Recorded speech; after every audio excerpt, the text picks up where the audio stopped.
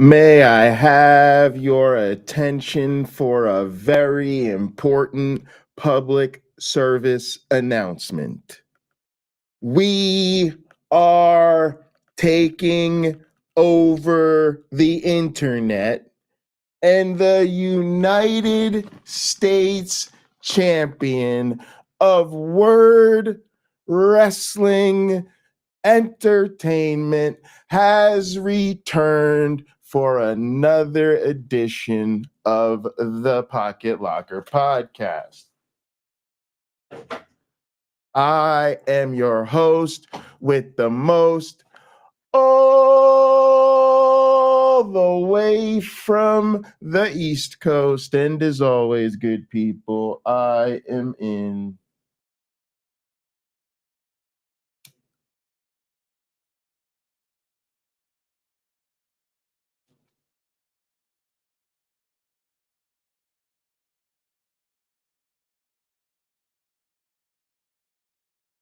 airplane mode.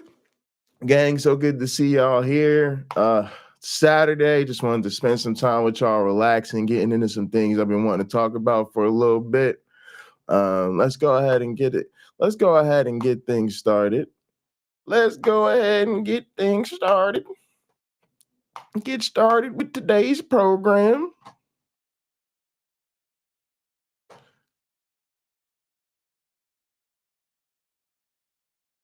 Actually, I'm gonna put this on the big screen real quick.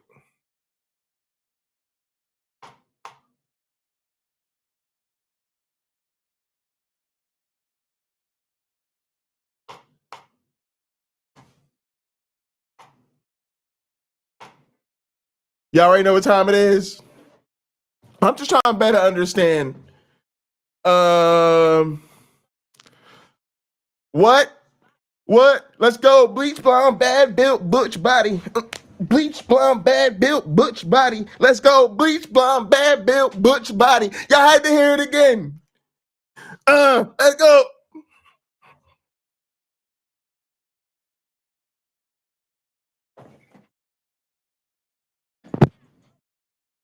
Baby, don't even play. Don't even play. It is not a game. Cause he got it.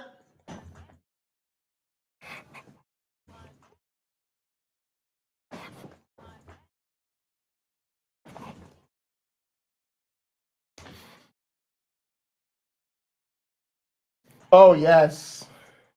Cheers. Y'all don't have no sound? Uh-oh, maybe you don't. Add butch body. Here we go. No, because this is what y'all do. We got I'm it. just curious, just to better understand your ruling. If someone on this committee then starts talking about somebody's bleach blonde, bad built butch body, bleach blonde, bad built butch body. Oh, what now? Bleach blonde, bad built butch body. Baby girl. Bleach blonde, bad built butch body. Oh, what now? Bleach blonde, bad built butch body. I think your fake eyelashes are messing up. No, ain't nothing. That is absolutely unacceptable. How dare you? How dare you? Are your Move feelings her hurt? words down. Oh, girl, baby girl. Baby, don't play. Oh, really? Don't even play. Girl, we are gonna move and we're gonna take your words down. I second that motion. It's the greatest thing that's ever happened in Congress in my life. I'm not. Because she got it. Bleach blonde, bad built butch body. Oh, what now? Bleach blonde, bad built butch body. Baby girl. Bleach blonde, bad built butch body. Oh, what now? Bleach blonde, bad built butch body. Baby girl. Bad built, bad built body. Bad butch body. Bad butch. Bleach blonde, bad butch body. Bleach blonde. Bleach blonde, bad butch body. No, because this is what y'all do. So I'm trying to get Miss clarification. Crockett, you're not No one, recognized. like, Miss man, Crockett. I hear you with your yelling. Calm down. No, I told y'all I said Miss Crockett muddy. Bleach blonde, bad Bitch. built butch body. Oh, what now? Bleach blonde, bad built butch body. Baby girl. Bleach blonde, bad built butch body. Oh, what now? Bleach blonde, bad built butch body. Oh, so good. So Now listen, good. if you have not subscribed to YouTube channel, Why does that not happen in Congress every day? Y'all know AOC wanted to take that shit outside. AOC was like, baby girl, don't Don't even play. Oh, so good. So good. So good. Yo, they let their color show. They let their color show, and it was amazing. It was amazing. Send some money to your girl, Jasmine Crockett. Also, happy Pride Month, everybody out there. Much love, much love. It's gonna be fun. We're gonna celebrate our people just a little bit extra this month, you know. Give them a little bit of extra support. You know, they part of the daily around here, but it's cool. We like to lean into these things. We like to lean into Black History Month. We're gonna lean into Pride Month. It's all beautiful. All right, y'all. We have not talked at all, not one iota, and I don't know how, about El Presidente, or former Presidente Donald Trump, being convicted of 34 felony charges.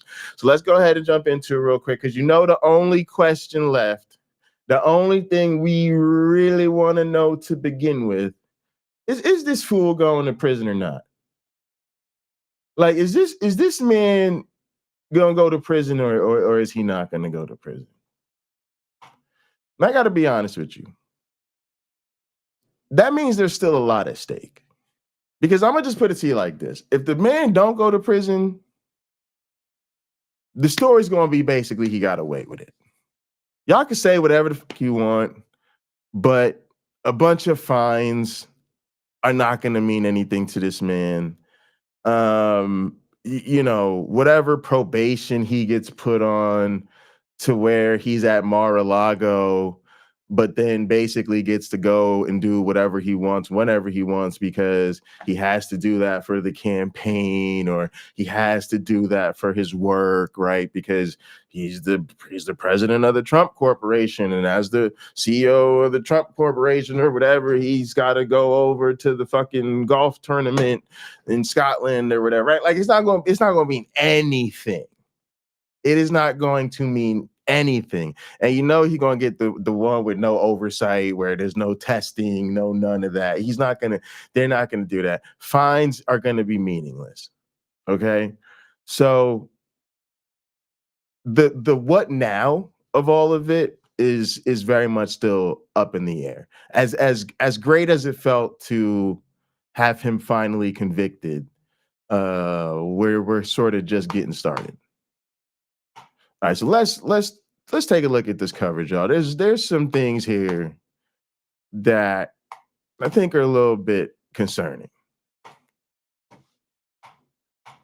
Men, generally. Christy Greenberg is the former deputy chief of the criminal division for the U.S. Attorney's Office in the Southern District of New York. Danya Perry also serves as prosecutor for the Southern District of New York, and she represented Michael Cohen during this trial, and they joined me now. I want to start with you, Danya, in sort of both of those roles. We had you on last night as Michael Cohen's attorney, and obviously you know these criminal justice system very well. We were going back and forth today internally on whether the gag order is still in effect. Do you know if it is or not? Great question. Michael called me today and he said, I think Trump just violated the gag order. He's calling me a sleazeball and all manner of things. And I had to look it up. It seems that Justice Merchan has not lifted it, so it is still in place and will remain so until either he loses jurisdiction on appeal or he lifts it. So that's your understanding? That is that it is, because he clearly was attacking Michael Cohen as one of the witnesses. Now, there's some people who say the gag order is there to preserve the integrity of the trial. The trial's over, so maybe it's gone. But your understanding is that it's still in effect. I had thought that was the purpose was you don't want to infect the jurors or the jury pool before they're impaneled. You don't want to intimidate the witnesses. So in some logical way, you think, well, it's done when the trial's done. But no, there still is a sentencing. There still is this maybe just like a penumbra or a cloud that still hangs over. I mean, I think that there's, passions are inflamed for sure, anger around the country. And so I know personally from Michael's experience and even derivatively from my own, that there is a tremendous amount of rancor, to say the least, out there that is still directed at the trial witnesses, and no doubt at the jurors, were they to their anonymity to be lost, which that will remain in place, of course. Yes, although there was some reporting today of certain message boards. All right, I got to be honest with y'all. I think this is somewhat of a nothing burger. It would be a big deal for you or I to find ourselves in this position, right? You've been convicted of a crime, and now post-conviction, pre-sentencing, you're spewing off at the mouth in public about the judge and the jurors. But I just don't see any meaningful accountability coming Donald Trump's way for this. He violated the gag order sort of, at least 10 times, right? Like that, 10 times that we know about or were brought to bear on the record. I'm sure there were probably more examples that they just didn't bother with, or they could have gone through like indirect stuff and they just didn't even touch anything like that. Fine. So I just don't see them like doing anything. It does matter. So maybe if he said something extreme, but again, the sort of my overarching theme for all of this is it's just bizarro world the way he's treated as a defendant. You got to remember how weird it is, because most of us would not dream of deriding witnesses or jurors or judges post conviction. You just wouldn't do it. You wouldn't do it for a fucking speeding ticket. Like it just seems inherently like a bad idea. But Trump does it brazenly, and as far as we can tell, he mostly gets away with it. Of course, he got a stern warning or whatever before, but I don't see him doing anything. That are fans of the former president attempting to dox them and trying to get people to go after them. Let's talk brass tacks here, Christy, on the what happens next. So a lot of questions about sentencing. I mean, I guess the first question is, okay, so we're gonna that sentencing on July 11th might get pushed back a little bit, but it's probably going to happen sometime this summer. What do you think's reasonable? Just level set for us. If you were working in that office to ask for, or for a judge to grant for a sentence here? Well, the first thing they're going to do is look at what probation recommends in their report. Which is, I mean, that's going to happen probably in the next few weeks, that he's going to sit down with a probation officer? Yes. Presumably in New York? Yes. Sitting there next to the Secret Service? I mean, presumably seriously, so, yes. With the PO there? Right. And the PO saying, so where were you? What was your last job? I mean, right? I'm doing a bit, but that's what's going to happen. Yes. Okay. And they will go through all of their standard questions, though, again, so much of it is public knowledge with him. So that is definitely a place I'd want to be a fly on the wall, right? That actual real meeting between Trump and the PO. Again, I think he probably gets some sort of crazy sweetheart treatment that none of us can even imagine. But nevertheless, that is procedural porn, right? It's the type of, scene out of like one of those Law and Order shows or whatever the fuck. But there won't be any cameras in that room. But yeah, this is the type of procedural porn I think that I'm at least fantasizing about, and a lot of other people are. But yeah, that little meeting would be one of them. maybe a bit redundant, but they will go through that process with him, and then they will come up with their recommendation. The parties will both get a copy of that report. Generally, that report is not made public, though you will see snippets of that report in both of the briefings from either side when they quote to that report. And the report will generate a recommendation? Yes. Like a top line, like 4 months or no, or time served or home confinement or whatever. Yes. I mean, that's typically what you see. That's the basic text. That's the template. Yes. And so again, but neither party needs to follow that. But generally, the court does give that a fair amount of weight because they tend to be more neutral. So both parties will look at that. That's so interesting, Logan. I don't think he gets an ankle monitor. I don't know why. There are like shades here, right? And so there's some way he could be given like a very serious probation, like a really strong. I just think it's going to be between the recommendation, like they're saying, like some of this will be like if the judge thinks he needs to go to prison, I don't see the probation office doing much in the way to get him out of that. I do see them, if they think it's reasonable, saying that he's a decent candidate for probation or whatever. But my point is, I think once something like probation would be the sentence, then it really becomes like this whole different calculation, and I see him most likely getting like just some crazy sweetheart probation, because they're going to be like, he's a former president, and he's got Secret Service, and there's no need for any of this type of stuff or whatever. They will then decide, look, I think in this circumstance, I mean, in terms of thinking of what a fair sentence Time here would served. be, one thing that you look at, one factor is Exactly. relative culpability, right? So Michael Cohen has already been sentenced for the same thing, and he was sentenced to 3 years in prison. Now, granted, he was also sentenced for other crimes and not just this one. Right. However, that was part of the sentence. And during that sentence, Judge Pauly said that, I'm paraphrasing here, but, that those campaign finance violations were a danger to democracy.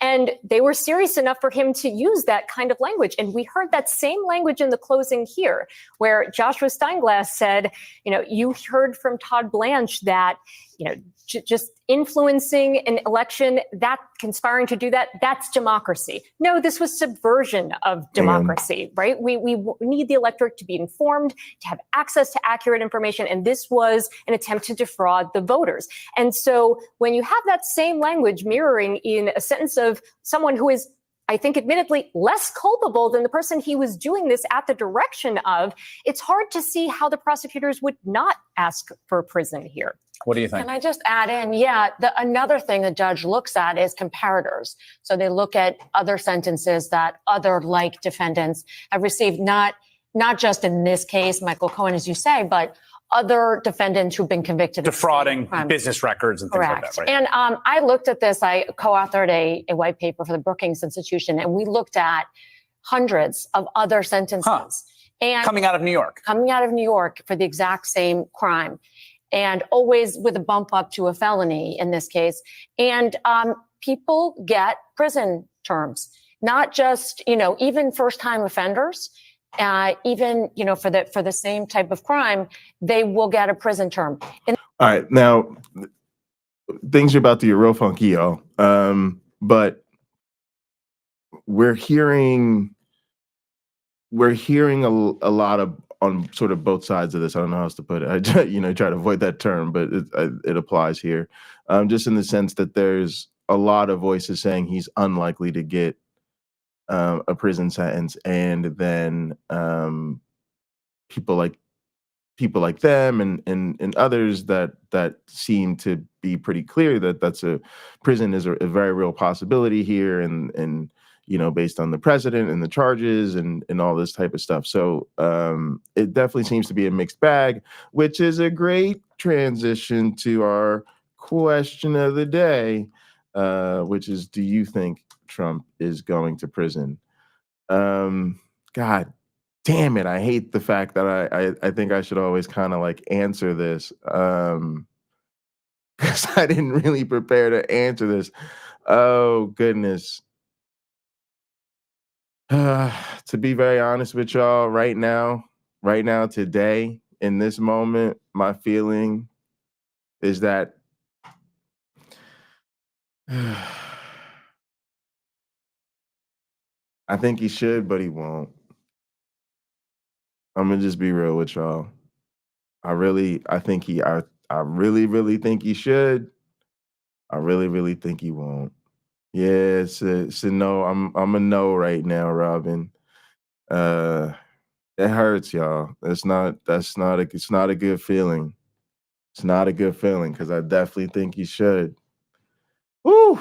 All right, let's keep going. In this case, we have someone who subverted an election, as the jury found, and also has not only been unrepentant, of course, he didn't plead guilty to this, he was convicted, but he has constantly thumbed his nose at this judge and the system, and has been contemptuous. Yeah, I mean, okay, that is another absolutely fantastic point. Okay, a lot of times when people get lenient sentences, that lenient sentence is part of a plea deal where they plead guilty or at least no contest. Trump denies the charges and fought the whole thing to the bitter end, okay? And then on top of that,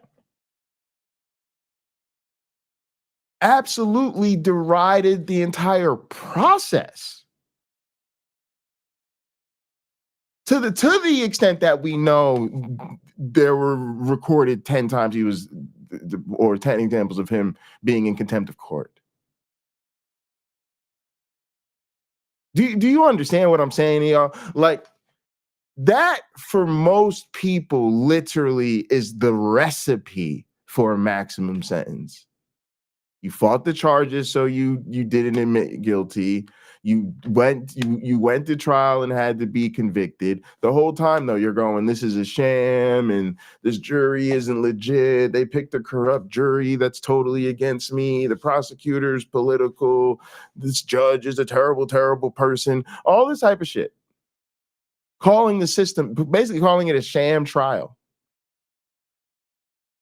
But now somehow you should get the most lenient, like, first offender sentencing, as though it's just a misunderstanding here, and you didn't even realize this was illegal, and you're so sorry, and you've admitted that on the record, and you've asked the judge to be lenient because you've changed and you realize how wrong that was, and get out of here.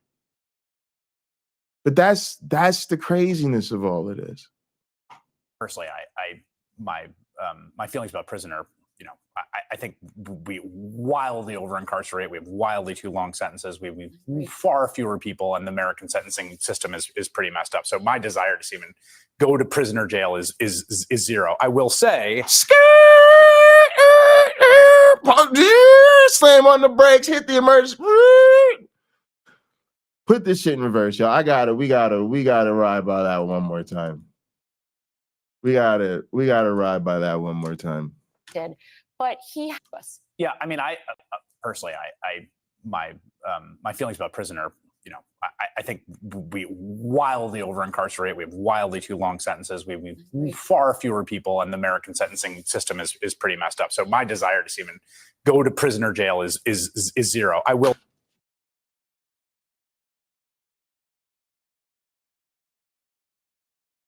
What the fuck is this man talking about?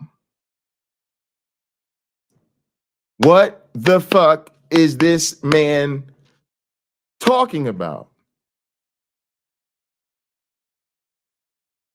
Have you ever in your life heard them talk about somebody with over 30 felony convictions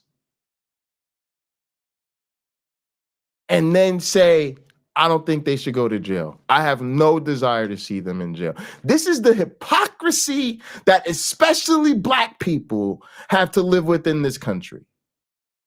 We are fucking over incarcerated for every goddamn thing under the sun. This motherfucker has not spent not one night in jail. Not one. The rest of us have spent time in jail for fucking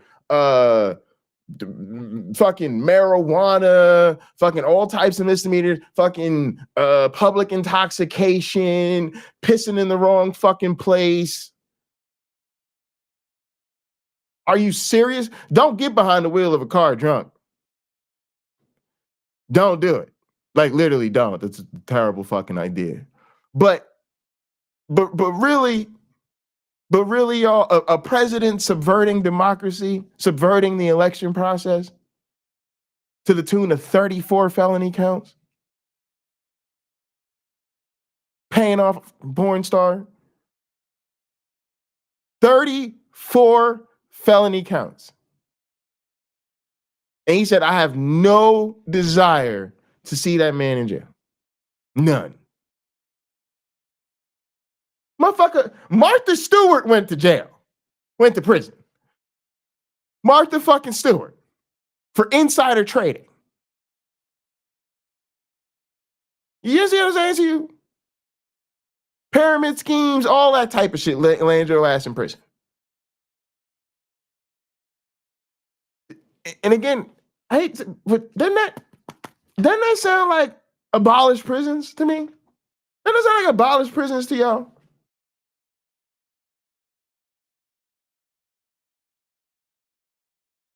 So when we trying to show some solidarity with Black Lives Matter, when we realize that the police are out here murdering Black people, and we realize, yo, we need to defund the police. We need to do some shit differently. And part of that movement is people talking about prison abolition. Part of that movement is people talking about the new Jim Crow of systematic incarceration of colored people. That shit's way too far. That shit's way too fucking radical for y'all. But all of a sudden, oh, how to pimp a porn star over here, Donnie Trump, let me show you how to do this, son. Gets convicted for 34 counts. And all of a sudden, y'all don't think prison terms, anybody should really be getting prison terms. Listen, y'all, I'm no fan of mass incarceration myself. You understand? Been part of the system on both sides. Been the person getting incarcerated and been the person working for a prosecutor's office doing the goddamn incarceration. Real stories. But as long as that's the system, that's the fucking system.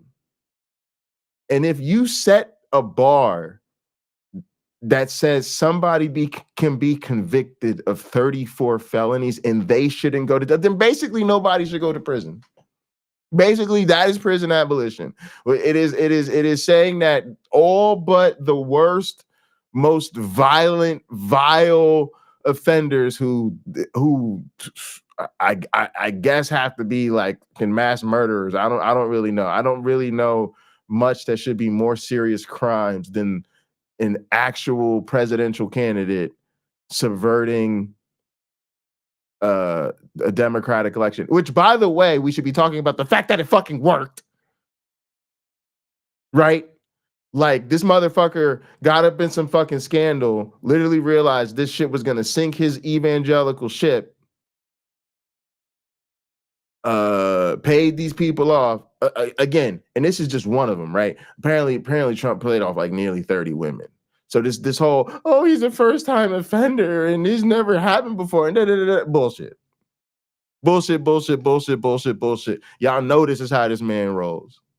Matter of fact, when you really keep it real, like the thing he did, like, again, 30 women he paid off, that's literally his MO.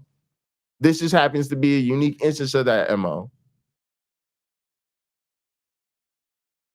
So what are you saying then? Because that's literally what the abolish prison movement has been about. That nobody in a human being should be put in a fucking cage unless you're just some sort of like vile threat to the fucking species. I just don't understand why he would say this.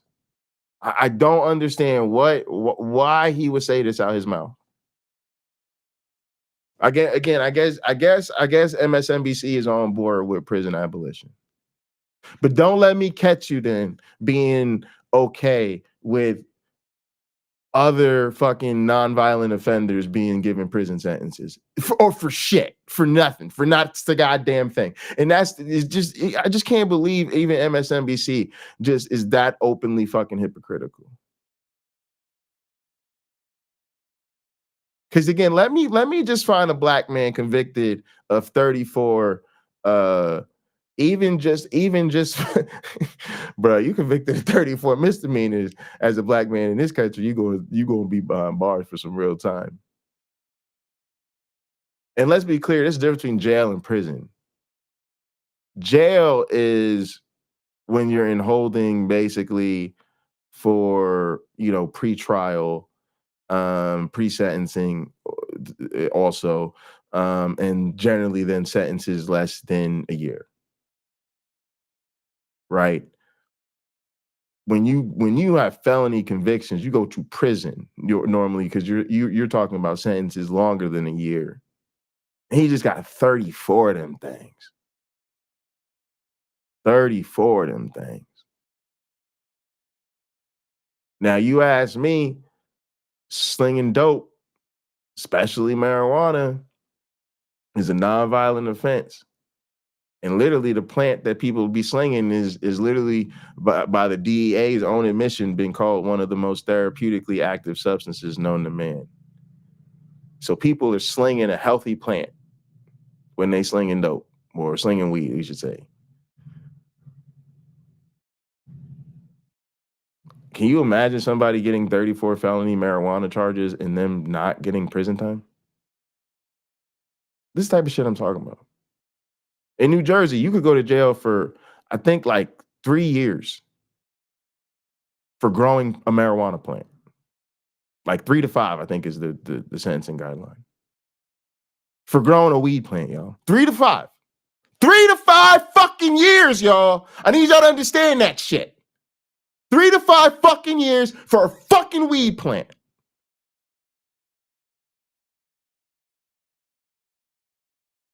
This man gets convicted of 34 felonies of undermining a goddamn election, and it worked. He successfully suppressed it for too long that it would interfere with his chances to be president. It's literally now he's being held accountable after his fucking term. And nah, we shouldn't give him prison time. Get the fuck out of here. Will say it's interesting that you note that, and I've been seeing this cavalcade of rich men, generally Elon Musk and others, being like, can you imagine? I mean, this is nuts. Someone going to jail for this? And it's like, yeah, dude, like, no, it actually does happen. I hate to break it to you. Christy Greenberg, Danya Perry, thank you both. That's crazy. Right. Y'all absolutely right. We don't ever fucking incarcerate rich white men, apparently. Talk about a two-tier justice system, y'all. That's crazy. All right, so look, that's that. I just literally, like, what are we talking about? What are we talking about? If he don't get, and again, let's just be very clear about also the politics of it. I don't give a fuck. This is not, I'm not a fucking judge. Let's be real about the politics of it. If this man don't go to prison on some real shit, it's just gonna be he got away with it. It's just gonna reinforce the narrative of Teflon Don. It's gonna embolden all of his fucking supporters.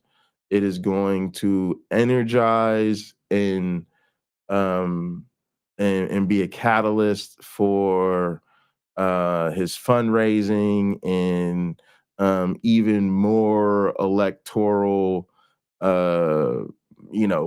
MAGA momentum. That's what it's gonna be, MAGA momentum when this man gets away with this shit. Okay, and then you got to understand from then on too, this has just become a calculation. This just becomes part of the game now. It's it's a lot of people out there that would trade being in a powerful position for you committed a couple election crimes. You might have to do a few months of probation when all this is over. You know what I mean? Again, like I said, this just becomes part of the budget now. You make sure your candidates are willing to do their few months of probation for election interference when it's all said and done, and then you go ahead and do what you got to do. What up, Punk? Man, it's so good to see y'all here. I'm so glad y'all rocking with me. But this is the realities that we're dealing with. We can't have nice things. Look, as soon as we deal with the elation of the Trump convictions, we start to deal with the realities of the fact that those convictions might be essentially fucking meaningless. Nevertheless, we get to cut off the right wingers now. All those people who talked about justice and law and order and back the blue and all that type of shit and the Constitution and their patriotism and how much they fucking love America and freedom and all of that bullshit. We don't got to listen to none of them fools no more. You don't gotta listen to none of them fools no more. And matter of fact, honestly, gang, that would be my suggestion. My suggestion from now on is that you hit people early and often with the where you at on Donald Trump. And I don't suggest you let them people back out of it. Well, I don't like to discuss my politics. I don't really care if you like to discuss your politics or not. Oh, I like to keep it a secret who I vote for. I don't, nigga, did I ask about your fucking privacy? If I was interested in your sex life, I'd ask about your fucking sex life. If I was interested in your fucking religion, I'd ask about your fucking religion. I give a fuck about your privacy right now. I asked you a straight up fucking question. Are you voting for Donald Trump or not? Why we got to play this fucking game with people? And once they say yes, that's it. Okay, we're done. Shut the fuck up. There's no need to fucking engage with them further anymore. Convicted. But y'all about to learn. You're going to learn the depths of their ignorance. You're going to learn the power of fucking hatred. Because I'm here to tell you something. It's not going to fucking matter to these people. I know that. How do I know that? You say, Jay, how do you know that? You don't even work in politics anymore. I know that because I'm a goddamn evolutionary biologist. Literally. I know that because I'm a professional in the field where literally we have the most well-supported theory in the history of science, and they fucking deny it. In a field where they have been told that their bullshit is bullshit, that they've been told that it's lying, that they've been told that it's not science, they've been told that it's fucking wrong, and they do it anyway. That's how we know who they are, y'all. We know who these fools are. Again, it's the same shit. The same shit they believe with the election. It's the same shit that they believe with fucking COVID. It's the same shit that they lie to themselves about, fucking Black Lives Matter, all that bullshit. So it is what it is. But look, I appreciate y'all being here for me to rant a little bit. Yeah, go ahead and drop a Uncle Bobby link on this YouTube punk, and also drop it in Gather if you can. Yeah, Michael Beverly, that's what I'm afraid of. Hey Steph, I'm afraid that this fool's not going to prison over this. I really feel like that's where we're at. Like he's not going to prison over this. And I just think it's a fucking travesty. But look, y'all, we gotta jump into the main event because we got a long one. All right, so let's get into the main event of the evening. Y'all, we're gonna talk about Bart Erhman. I don't do this too much because I don't like messing with people. I don't want to start beefs. And I think that the circles that I run in and the circles that some of these other people run in, I think there's going to be hopefully some overlap there. And in some sense, I like some of the people we're going to be talking about. And so I don't want people to think it's personal, but I think it's interesting. So we're going to talk about it. So Bart Erhman sat down on Rationality Rules with Stephen Woodford to talk about why he's not a Christian. Yeah, so we're gonna listen to the conversation. Come on, because I haven't seen all of it, and I want to talk about it with y'all. There's a couple things I've seen that I think are important points that I agree with, and others that I think are kind of problematic. I'll say that. And so yeah, we'll talk about that. I think it'll be fun. Let me go ahead and get us set up here. And I will just say this: I just think it's so interesting because part of what I think goes on is I just think there's a lot of things that people say to go along, to get along, and it gets us into some dangerous waters. So let's go ahead and get into this little interview here. Well, as you probably know, there are a lot of feminists who are Bible scholars. Yes. Well, okay. So the Bible itself isn't. There you go, right? Like big yikes. Yeah, but like big There's yikes. a lot of verses that show that women are important. So those 10,000 children you just mentioned dying, they're just going to get compensated in the afterlife. God's going to go, here you go, guys. I know that was a little inconvenient, but it's all good. I'm all powerful, all loving. I know what I'm doing. I rarely get really angry at somebody during a debate, but this one made me angry. When I do get angry, it's usually about theodicy. I think the problem is not the Bible. The Bible doesn't do any harm. The Bible's a book. Yeah, see, this is a little preview of some of the stuff we're going to get into. People. And I You're think pro-gun. I'm pro-gun. Guns don't hurt people. People do.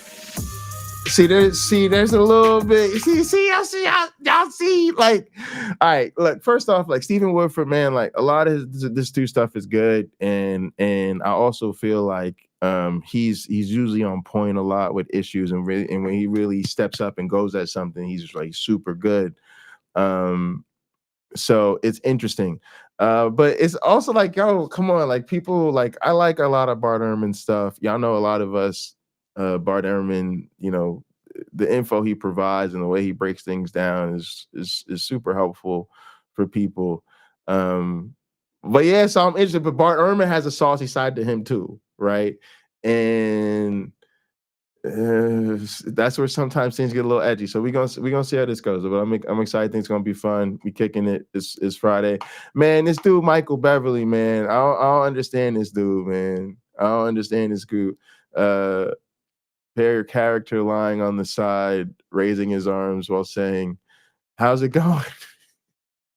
Look, Michael, thank you so much, man. So generous. I really appreciate it.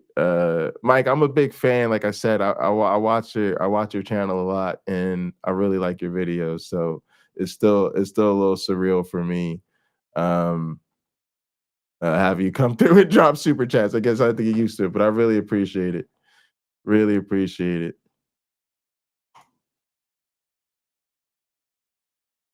It's like some people, yeah, I'm the same way. Like I don't, yeah, like I think it's fine that we, you know, agree about a lot and disagree about a lot. Me and my one black friend were talking about this. Quick plug for Hot Program tomorrow at 3:30 p.m. But you know, we had a meeting after one of our shows recently, and you know, that was one of the things we really both like about the show is that we think the show's interesting when we agree, that we add value to each other's perspective when we're on the same page about something, and that a lot of the best parts of our show and content come when we disagree with each other. And so yeah, I think that's big, and I think that's especially huge on YouTube, because I think it's just so easy for people to say something, or they send people a clip, or they send people one link, and they'll be like, "Oh, look, this person is coming at you," or "This person was going." First off, it's like it's an entertainment venue, so I look at it as like, y'all know I'm a big wrestling guy, so it's like, look, I'm on my channel, like I'm cutting promos on people. Like if you're gonna get offended by what I say on a YouTube video, like that's, you know, you gotta ask some questions there to begin with. Because we are trying to entertain people at the same time, and just yeah, like we shouldn't have to just be on the same page about everything. It's not interesting. So yeah, and you know, I like people, and just because I critique what people say doesn't mean I don't like them overall, or like most of their stuff. So. And yeah, and me and Michael doing something, y'all.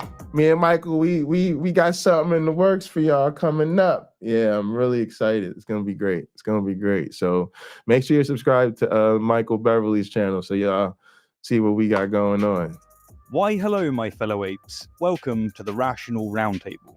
Our guest today is Dr. Bart Erhman, a distinguished scholar and author renowned for his groundbreaking research in biblical studies and early Christianity. As a leading authority in the field, Dr. Erhman has written and edited 30 books, including 3 college textbooks, and he has also authored 6 New York Times bestsellers, such as Misquoting Jesus and How Jesus Became God. We are honored to have him here today to share his profound insights. Please enjoy our conversation. Dr. Bart Erhman, it is a pleasure to speak with you. Thank you for this opportunity. Well, thanks for having me. So to begin, would you kindly mind expanding upon your new course? It's titled Why I Am Not a Christian, How Leaving the Faith Led to a Life of More Meaning and Purpose. Yeah, so for the listeners who don't know, I'm a scholar of the New Testament. Wait, is this a book? Hang on a bit of a sec. strange bird, because on your new course, it's titled Why. So to begin, would you kindly mind course. expanding upon your new course? It's titled Why I Am Not a Christian, How Leaving the Faith Led to a Life of More Meaning and Purpose. Oh God, I'm so wondering what the parameters of an institution are that allow you to teach a course like that. Because can y'all imagine if I got to be able to teach a class like that at a university? Like, I would definitely teach this. I'm definitely getting some instructor envy here. Like, oh, you can teach like that at UNC? Like, I wonder if I could teach a class like that at my institution. I don't know. Actually, to be honest with you, I think it would be a big deal at most institutions to even have a class like that. And I kind of feel like I would love to teach a class like that. Like I said, I just have to find myself in the right situation. Also, I think Bart probably has tenure. probably helps if you have tenure when you go in to have that conversation, just keeping it real with y'all. But yeah, that's super cool. That's super cool. I'd actually want to check that out too. Yeah. So if you're, for the listeners who don't know, I'm a scholar of the New Testament, and I'm a bit of a strange bird because see that lovely and talented Stephanie Helms is always asking those sharp questions. Is it a college class or an online class? Bing, bing, bing, bing, bing. That's probably what it is. It's probably like a class he's offering. And then it's not a thing he has to worry about how the university necessarily feels. Let's see here. Yeah, Bart Erhman's course. Yeah, it's it's a free one. But yeah, it's a webinar. Okay, so it looks like it's yeah, which is still kind of a thing, right? Like because universities usually feel some type of way about you hosting courses outside of the university. But it's not that you can't. It's just you just got to position certain ways. And I think all that stuff is usually they're good with in Bart's case because and I've made this point before, but his field of is one in where the expectation is that you write and sell books. And so selling books, doing a lot of public speaking helps. It's a little bit, I think it's a little bit tougher sometimes, for instance, if you're like in the sciences, because you write papers and those papers are rarely meant for public consumption. And so, saying, oh, I'm going to do this and it's going to help me sell books is not as straightforward. A New Testament scholar who's an atheist. And in my course, it'll be a 4-lecture course, 45 minutes with a long question Q&A period. And yeah, being tenured definitely helps. Ask me about any of it. I talk about how I started out as a Christian and was a committed evangelical Christian for a number of years, and was actually a fundamentalist going to Moody Bible Institute, and how eventually, because of my scholarship, I started realizing that the Bible was problematic. That in the sense that it clearly to me was not inerrant. I came to realize, and then how I wrestled with that, what it meant to be a Christian without believing everything in the Bible was literally true, and how I remained a Christian for years until finally I decided I had to leave the faith. And so my part of the course is talking about my own journey away from faith and why it happened, as a way of helping people who themselves are having doubts for one reason or another. But I also talk about the kind of trauma that's involved with leaving the faith, how that can be so emotionally wrenching, and what kind of fears I had when I was thinking about that I just couldn't be a believer anymore. And now I talk about how these fears were never actually realized, in the sense that I thought that if I don't believe in God, why would I have any reason for ethics? I'd have no moral compass. I would just or if I don't believe in God, why? If I think that this material world is all there is, what's the point of living? And why would I find any meaning and purpose in life if this is it? And those were questions I had, and it turns out that my fears were misplaced, and that in fact I find more meaning and purpose now as somebody who thinks that this life is all there is than I did before as a believer. So I'm not going to be trying to convert anybody to my views or deconvert them from whatever their faith position is or anything like that. I'm going to be explaining my journey and deal with issues that people have had to deal with when they've had doubts about their faith. So it sounds like it's going to be an emotional and personal take on the journey that you've had through the trauma and, you know, the supposed nihilism, etc., rather than just hard logic, if you will. Is that fair? I think that is fair because I don't think hard logic can solve the problem of whether there's a God or not, or whether there's a greater superior being in the universe or not. This is not a logical equation. It's not a question that logic can answer any more than math can answer, or that engineering can answer, or that chemistry can. You can't answer. The questions of God are theological questions, and you could see them as philosophical questions. And so it's not a hardcore logic where I like give a logical argument. There's no God. It doesn't work like that. And somebody does say it works like that. They don't know how it works. So it's not going to be that kind of thing. And you could see them as philosophical questions. And so it's not a hardcore logic where I like give a logical argument. There's no God. It doesn't work like that. And somebody does say it works like that. They don't know how it works. So I think that's like an interesting point, right? That I think there are a lot of issues of logic that are central for people. But yeah, that's I think he's largely right about that. That kind of thing. It will be emotional, but it's also going to be fact-based too, because I'm going to talk about facts that one has to wrestle with if one's a believer. They're the same facts one has to wrestle with if they're not a believer, but there are certain facts about the Bible that make it very, very hard to believe that it's an infallible revelation from God. And they're facts about the development of Christianity that make you suspect that, in fact, it's a historical human development rather than a divinely driven development, etc. And yeah, so there are biblical issues, philosophical issues, all sorts of things. Well, so I think this is interesting too. Like I wonder, and I don't know, but this is just like a new thing, and I haven't taken the course, and I'm not even sure. Yeah, it's like a sign up. Yeah, I don't know when I guess you get lifetime access. Maybe it just sends it to you. I'm not really sure how it works. But anyway, like I wonder how much of it is focused on critiques of Christianity broadly versus critiques of like his sort of former fundamentalist evangelical practices or particular flavors of Christianity. And I'm not saying that one is more valid than the other. I think they're both really valid. I think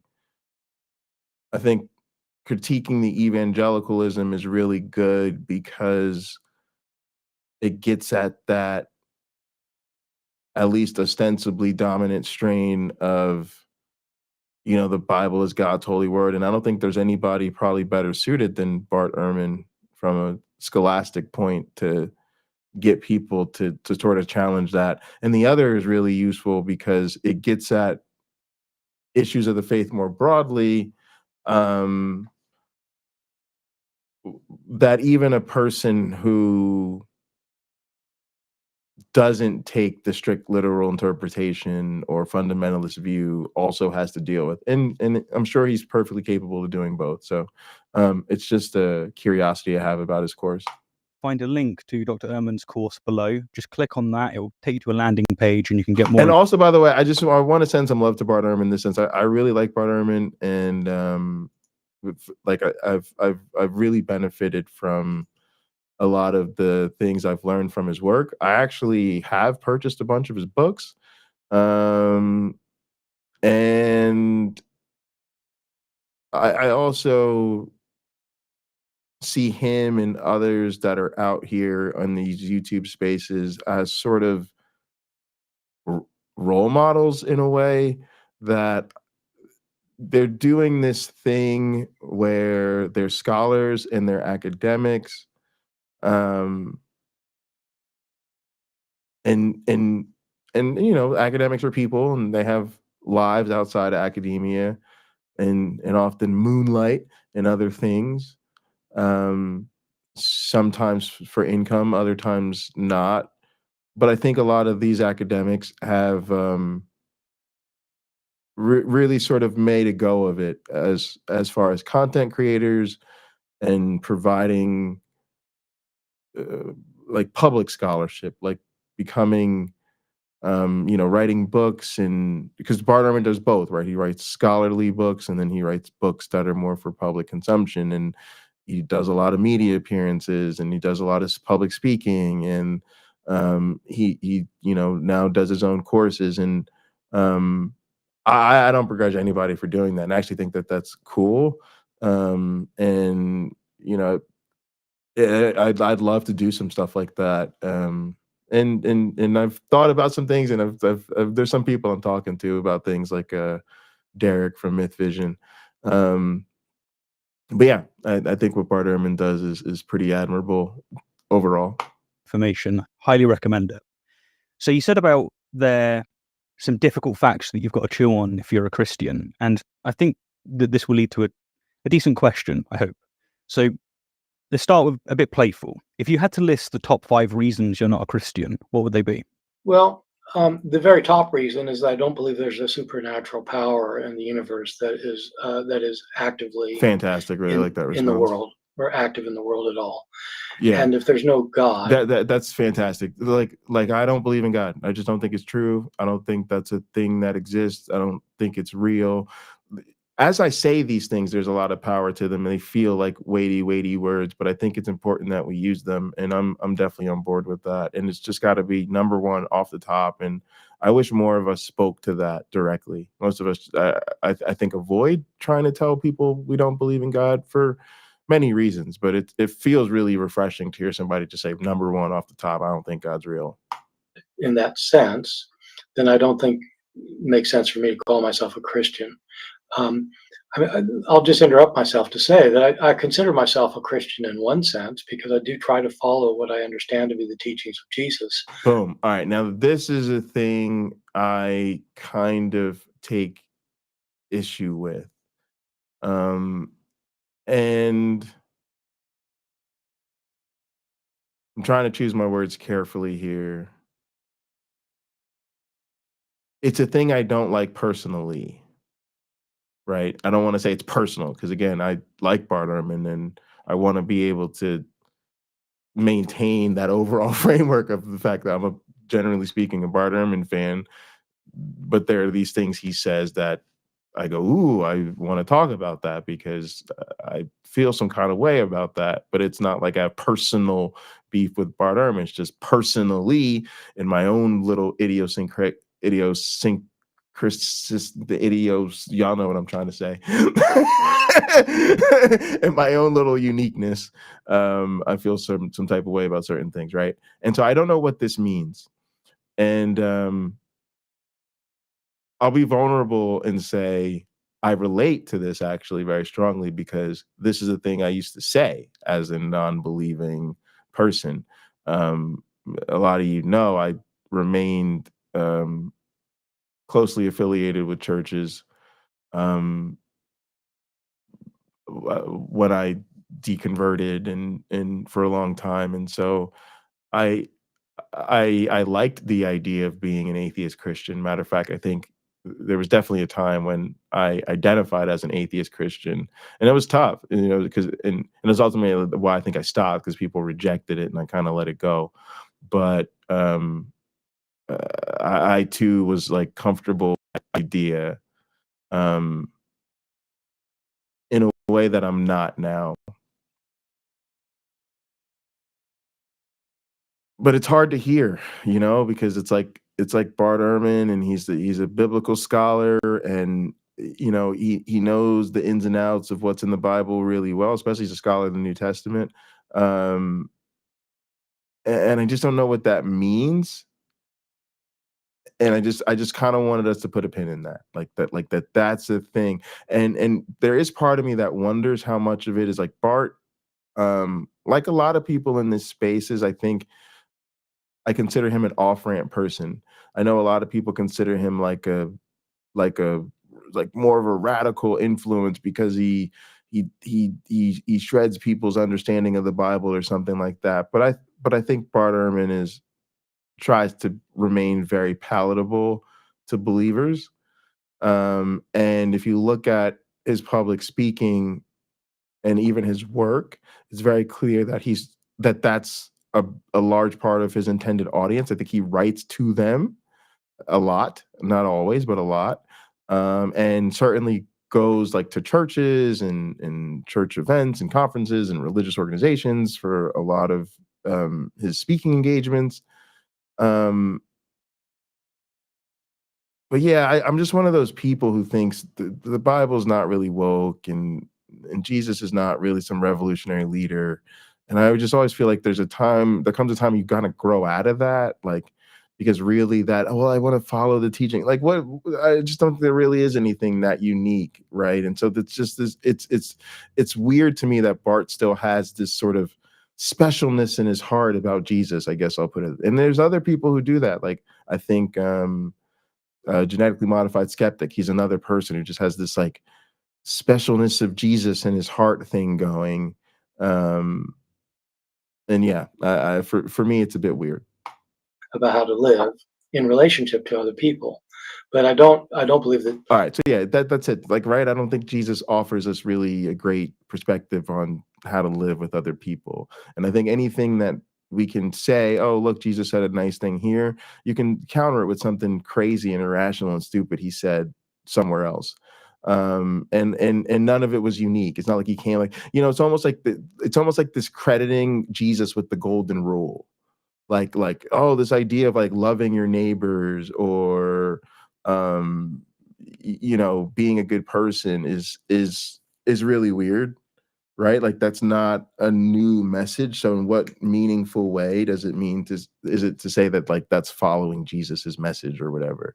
And also I think you've got to be real about the context we live in which most people, when they distill Jesus's message down to its essence, especially in contemporary culture, a lot of it is about repenting. It's really about repent in some sort of apocalyptic preparation to get right with God, which is weird, right? Because Jesus is a failed apocalyptic preacher. I think even that's Bart Ehrman's understanding of Jesus. So why say you follow that or the message of that? That's weird. And then also, the even more soft feel good is love God and love your neighbor. And usually emphasis and priority placed on love God. And so, well, it's just weird. I just think as atheists, we should just not do this anymore. Jesus is the Son of God who died for the sins of the world, because I don't think that there's God, and so there can't be a son of God. And so the first thing is there's no, I don't believe there's a God. I don't believe that there are any supernatural powers in the world. It's the second thing. I think that there are material. This is a I'm with you, material Mike. world. Mike, I am. I would say I still listen by the approach. It just depends, It depends on the mood or whatever. There's always some stuff that the good old algorithm gets me to click on. But yeah, I think I'm with you, and I think it's just like it's a couple things. Like I said, it's an aesthetic thing, I think, in one regard, and it's also just a process thing. Like, when I call these people off-ramp personalities, I mean that for a reason. I think there's a real process and a major change, right? I think honestly, this idea of like changing your faith or like losing your religion or something, it's like a major fucking change. Like, I can't even think of a bigger like personal change that a person goes through, especially because it's usually an individual process. It's a process somebody goes through on their own. And so I think when you find these spaces and you find this content, you start thinking this way, you need something that's super friendly and something that speaks to you as a believer or like a very recent deconvert or whatever it might be, and that gets into sort of the questions you need and have. And then I think as you get, at least from my taste and the way it was for me, I got a little bit more into like wanting community and like interactive spaces and spaces where I saw people kind of going back and forth. And then I needed less and less of that. Right now I'm at a point where like I don't even really need to see people debating and shit like that. Like I could live without that. Although there was a time that's what I was really into. And now I'm more into like the community building and getting into politics and stuff, and I'm trying to fight back. And now that I'm trying to fight back, I'm my favorite YouTuber now is like Uncle Bobby, right? And because I just love that calling these fuck faces out, let's get aggressive and let's get into it. But I recognize, like when I sent my mom an Uncle Bobby video one time. My mom's a Christian, and it's just like I couldn't even listen to that. Just too much cursing. And I'm sitting there like, what? Like I thought that was kind of bullshit. But y'all see the point I'm making, right? Like when you first start changing or whatever, you're not necessarily ready for something that I might like myself. Of science to the world rather than the approaches of theology. I'm not a scientist. I'm not a theologian. Those are my Robert, I don't know if I've heard every argument for God, but I'll say I haven't heard any new ones in quite a while. My personal proclivities. I think the world makes sense under the scientific model better than it does under a theological model, whether it comes to why we're here in the first place or how we got here through evolution and through Big Bang and all that. Rather and make than sure you check out that new Uncle Bobby. I think there are problems with knowing what Jesus said and did. I do think that it's pretty clear that you can show historically that Jesus was I think he was a brilliant teacher, and I think that he was a great moral teacher. Pause the tape. This is stuff I take issue with.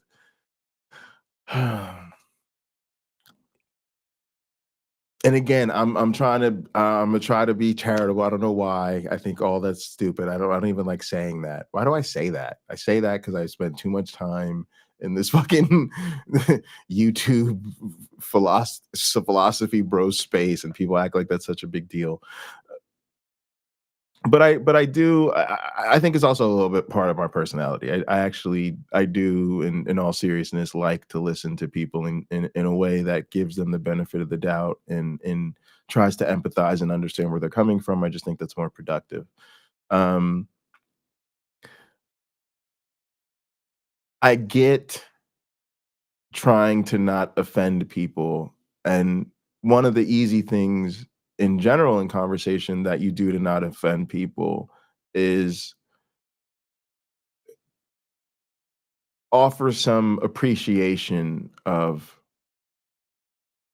where they're coming from or what they're about. I'm thinking of something very silly, like I'm a Big Ten guy, so I went to Penn State and Michigan State, and at one point I went to a conference at Ohio State, and Ohio State's like our rival.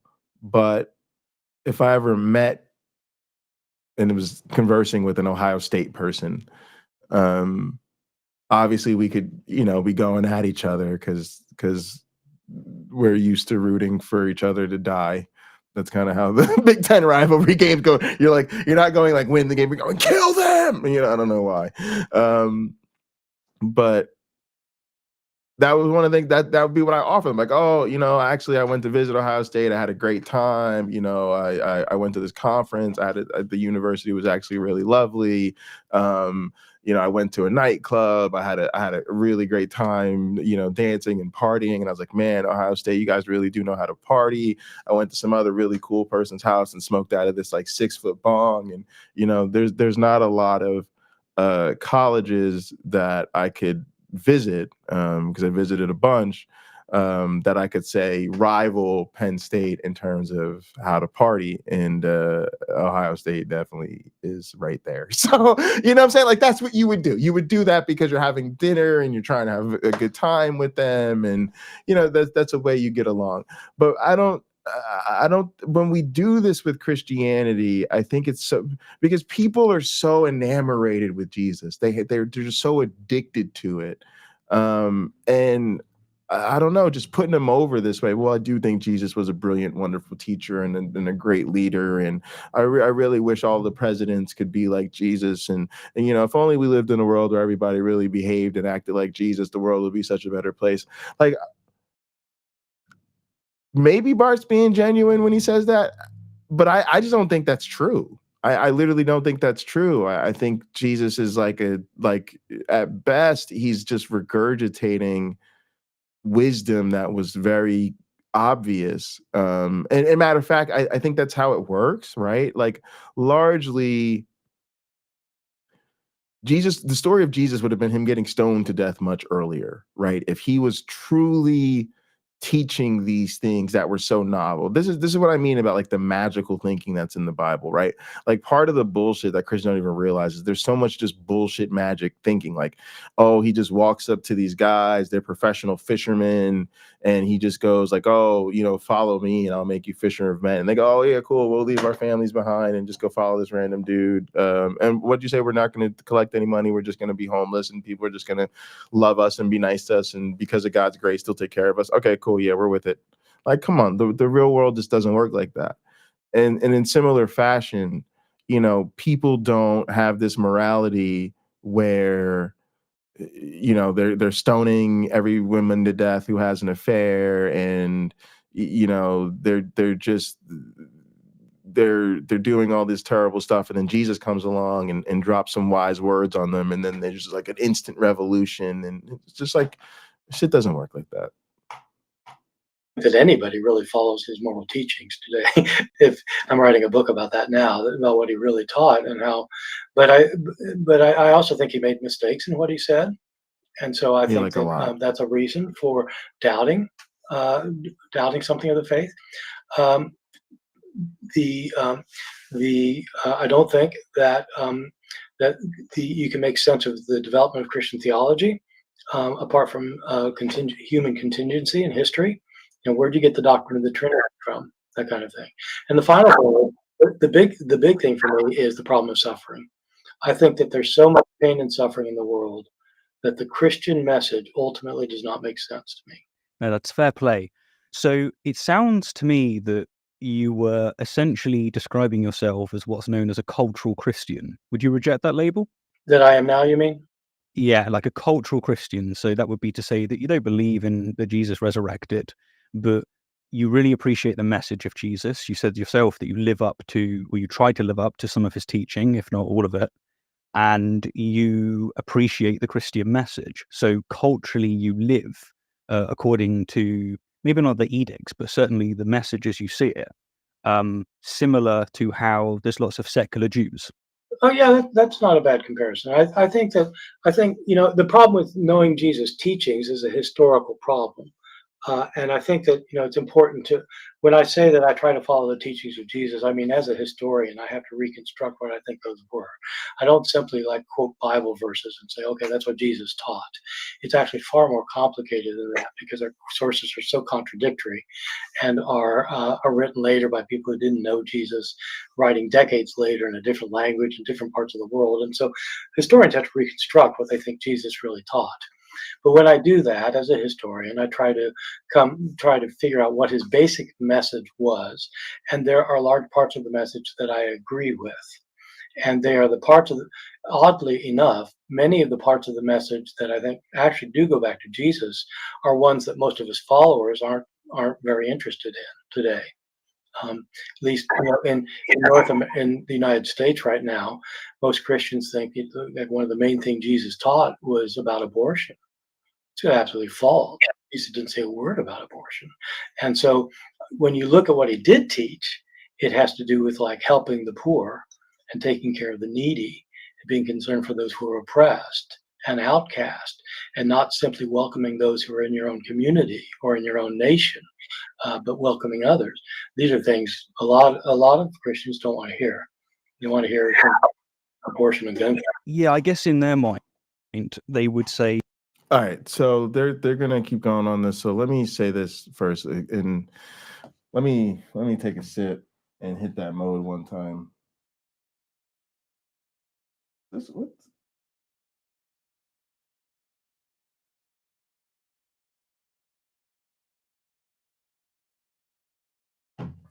Piece of ash flew on my drink. All right, y'all. Let's hit this mode. Because I'm about to say some shit. All right.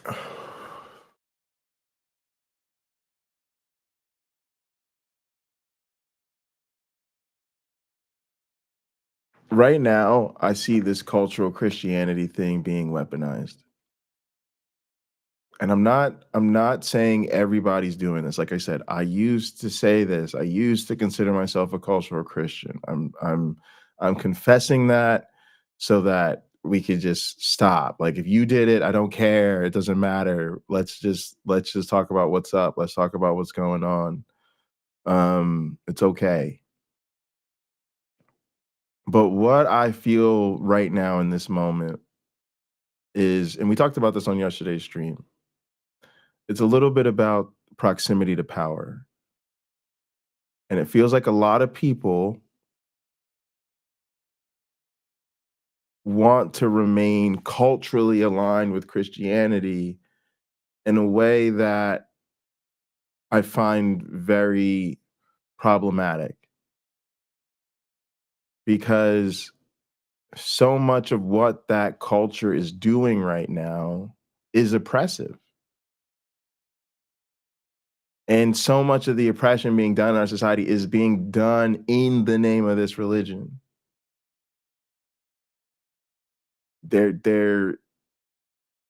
So, but they also still are the dominant paradigm. And so when you say you culturally align with them, that's a real problem to me, because you're not actually then fighting against their harmful influence. As a matter of fact, you're reinforcing their harmful influence. Also, this idea that you can somehow separate out the nice parts of the gospel that you like and then say, well, I'm still trying to follow those teachings, then again, you just reinforce the notion that for all intents and purposes, this is a Christian nation and you're cool with that.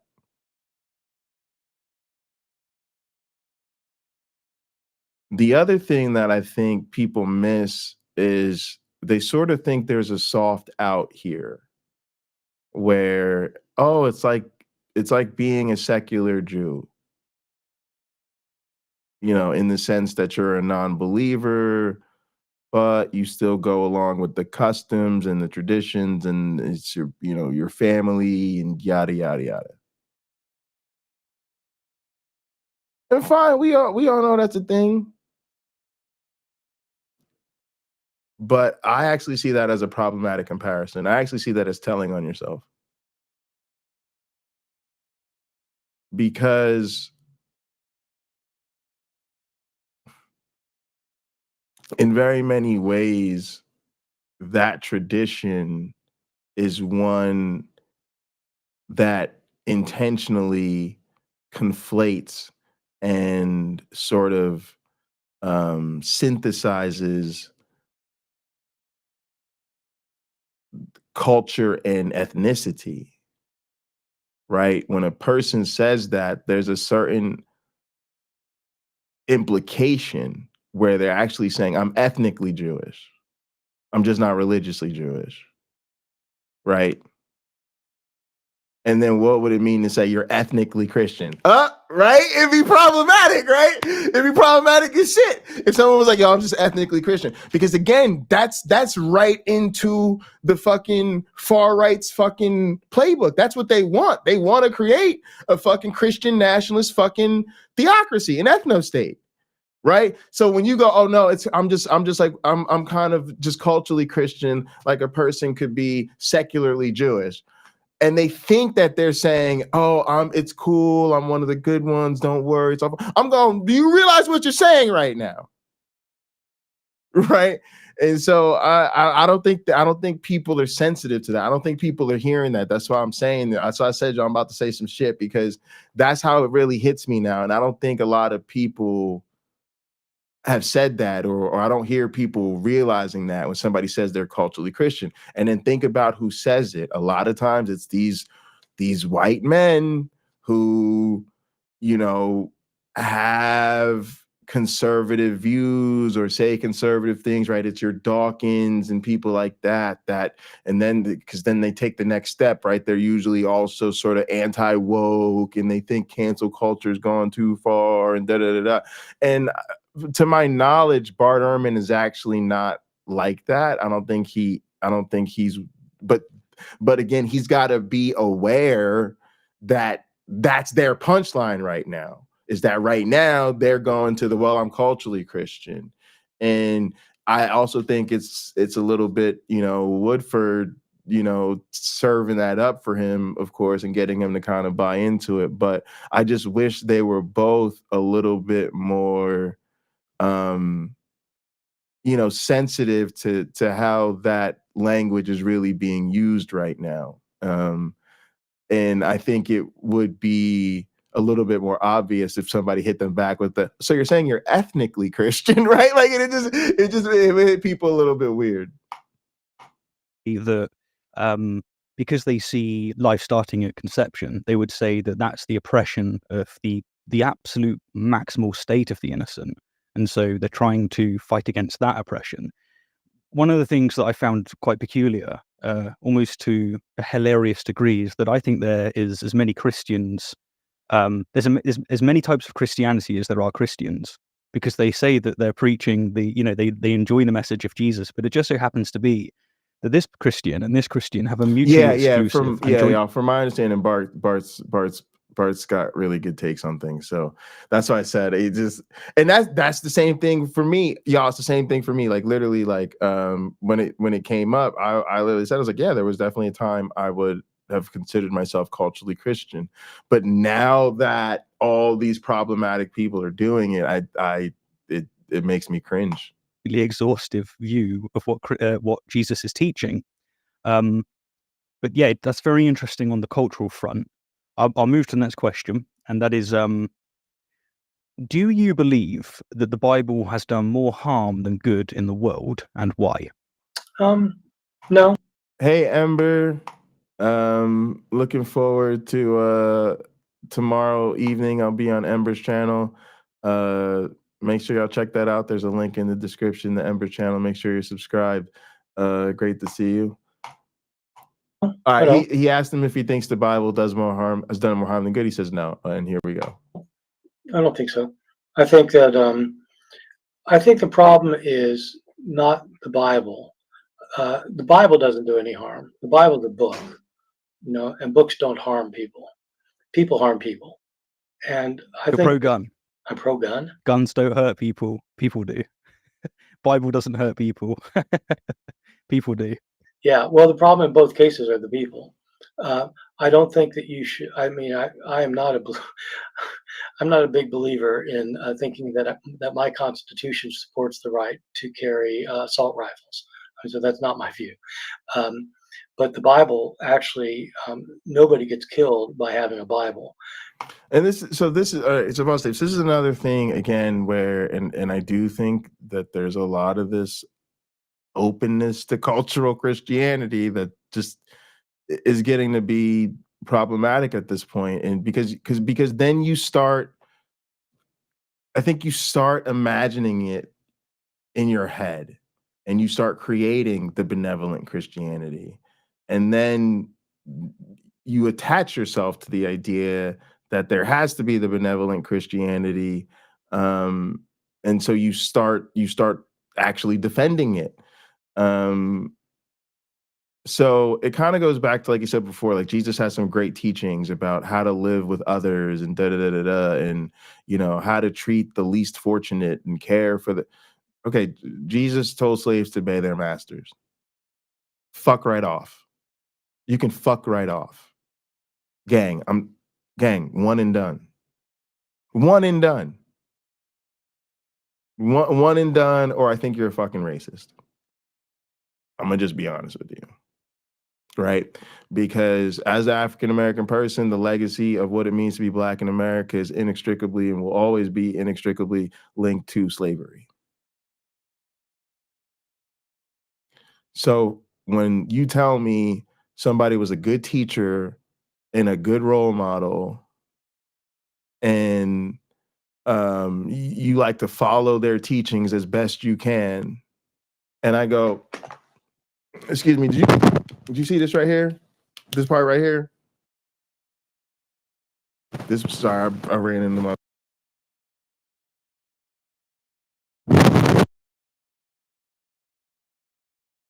All right, we should be good. All right, like you see this part right here, this part right here, where he's talking about slaves obey their masters. Okay, he can fuck right off. He's not a good teacher anymore. He's full of shit. Oh well, let's set that aside so we could talk about how he said love your neighbor. So he could talk about how, you know, there was this strange woman and he didn't want her to be stoned to death, right? No, fuck you. Why should I set my humanity aside? You see what I'm saying? Like that's why we don't, as secular people, we just leave that shit alone. Just leave that shit alone, because there's too much in there that we can't get with. And you either have to ignore that he said crazy shit like that, or you have to set it aside. And either way, I feel dehumanized, because in one case, I feel like you're just ignoring the fact that he said some crazy shit like telling slaves to obey their masters. And or on the other hand, I have to think you're very well aware of it and you just don't care. Because you just want to, because he's your teacher, you just want to follow him and you want to talk about how great he is. You're like, yeah, he said a couple of things I don't agree with, but I'm going to follow him. And that's how we get people like Trump. That's how we get people like Trump. People who know good and goddamn well Trump's a misogynist, racist, bigot, xenophobic fucking asshole. But I like what he says about the border. Oh, I like what he says about taxes. Oh, I like the fact that he opposes regulations. So they're gonna follow Trump, and that's the same thing I get. And I know Bart's better than that. You see what I'm saying? I just think what happens is largely in these spaces. I hate to say it, these are largely white spaces, and people just don't really think about or put forward different perspectives a lot. And so there's this kind of insider conversation that's happening. And again, I think he just like argues for the sort of harmless Christianity. And so I'm just critical of it. I don't, again, it's not disdain or dislike for Bart personally. Just I don't think anybody should be saying these things anymore.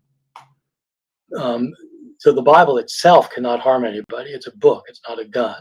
A gun can harm people. Couldn't you say that the Bible? Oh, okay. And then yeah. So that was the thing before about slavery, but then this is the thing too, like about how is it not harmful? Let's get into this a little bit more because it has verses that tell you to stone homosexuals and to mistreat homosexuals. That it does really act as the gun in this situation, or would you say that that's an unfair assessment?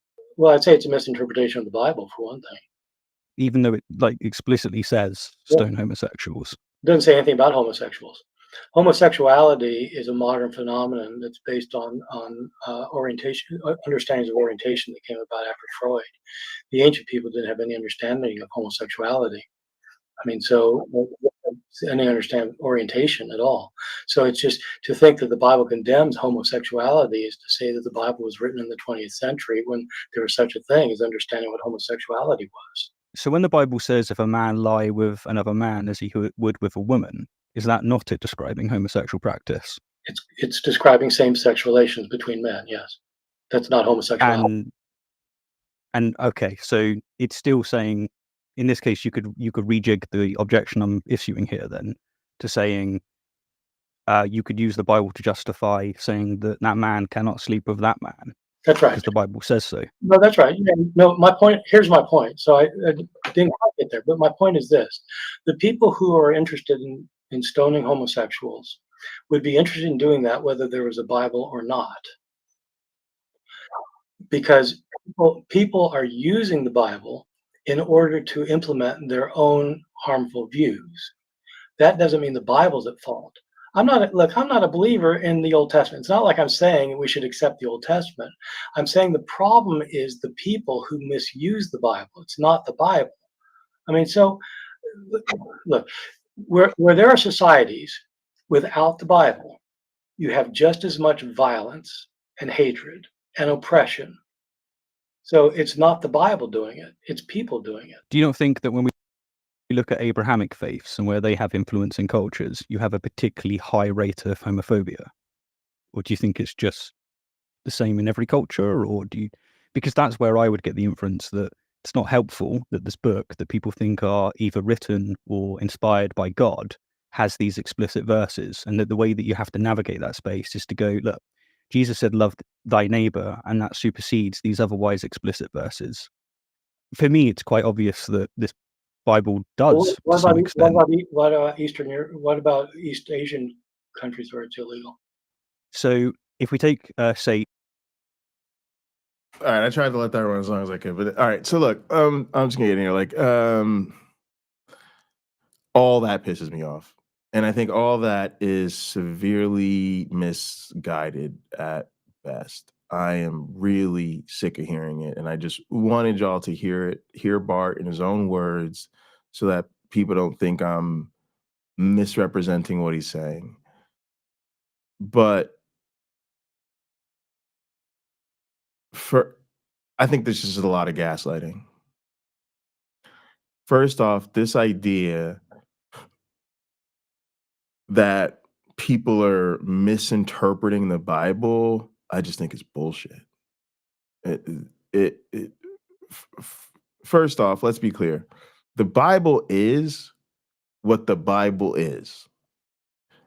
Meaning, when we talk about what the Bible is, we mean what's in the Bible when you go buy the Bible. What's in the Bible when you look up the Bible. If you go to BibleGateway.com and you read the King James Version, the NIV, the NSRV, the whatever the fuck, what does it say? That's the Bible. What the ancient manuscripts originally said is not the Bible. I cannot be any clearer about that. People don't read the ancient manuscripts. They don't have the ancient manuscripts. They don't take the ancient manuscripts to church with them. They don't argue and cite the ancient manuscripts when they're debating each other. They cite and quote and debate over the Bible that they get when they go to a fucking bookstore and buy a Bible. So stop trying to act like they don't understand what's in the Bible. No, they know good and goddamn well what's in the Bible. First and foremost. Second of all, if the book is homophobic, if the authors and editors made it so. If I, as the fucking black head honcho of blackness, am responsible for overseeing the official editing of the Black Manifesto, and in the fucking Black Manifesto, I put some shit like, oh, well, you know, there was this issue and it sort of said that light-skinned black people aren't any better than dark-skinned black people because it's trying to be anti-color. So I say like, nah, it says fuck white people.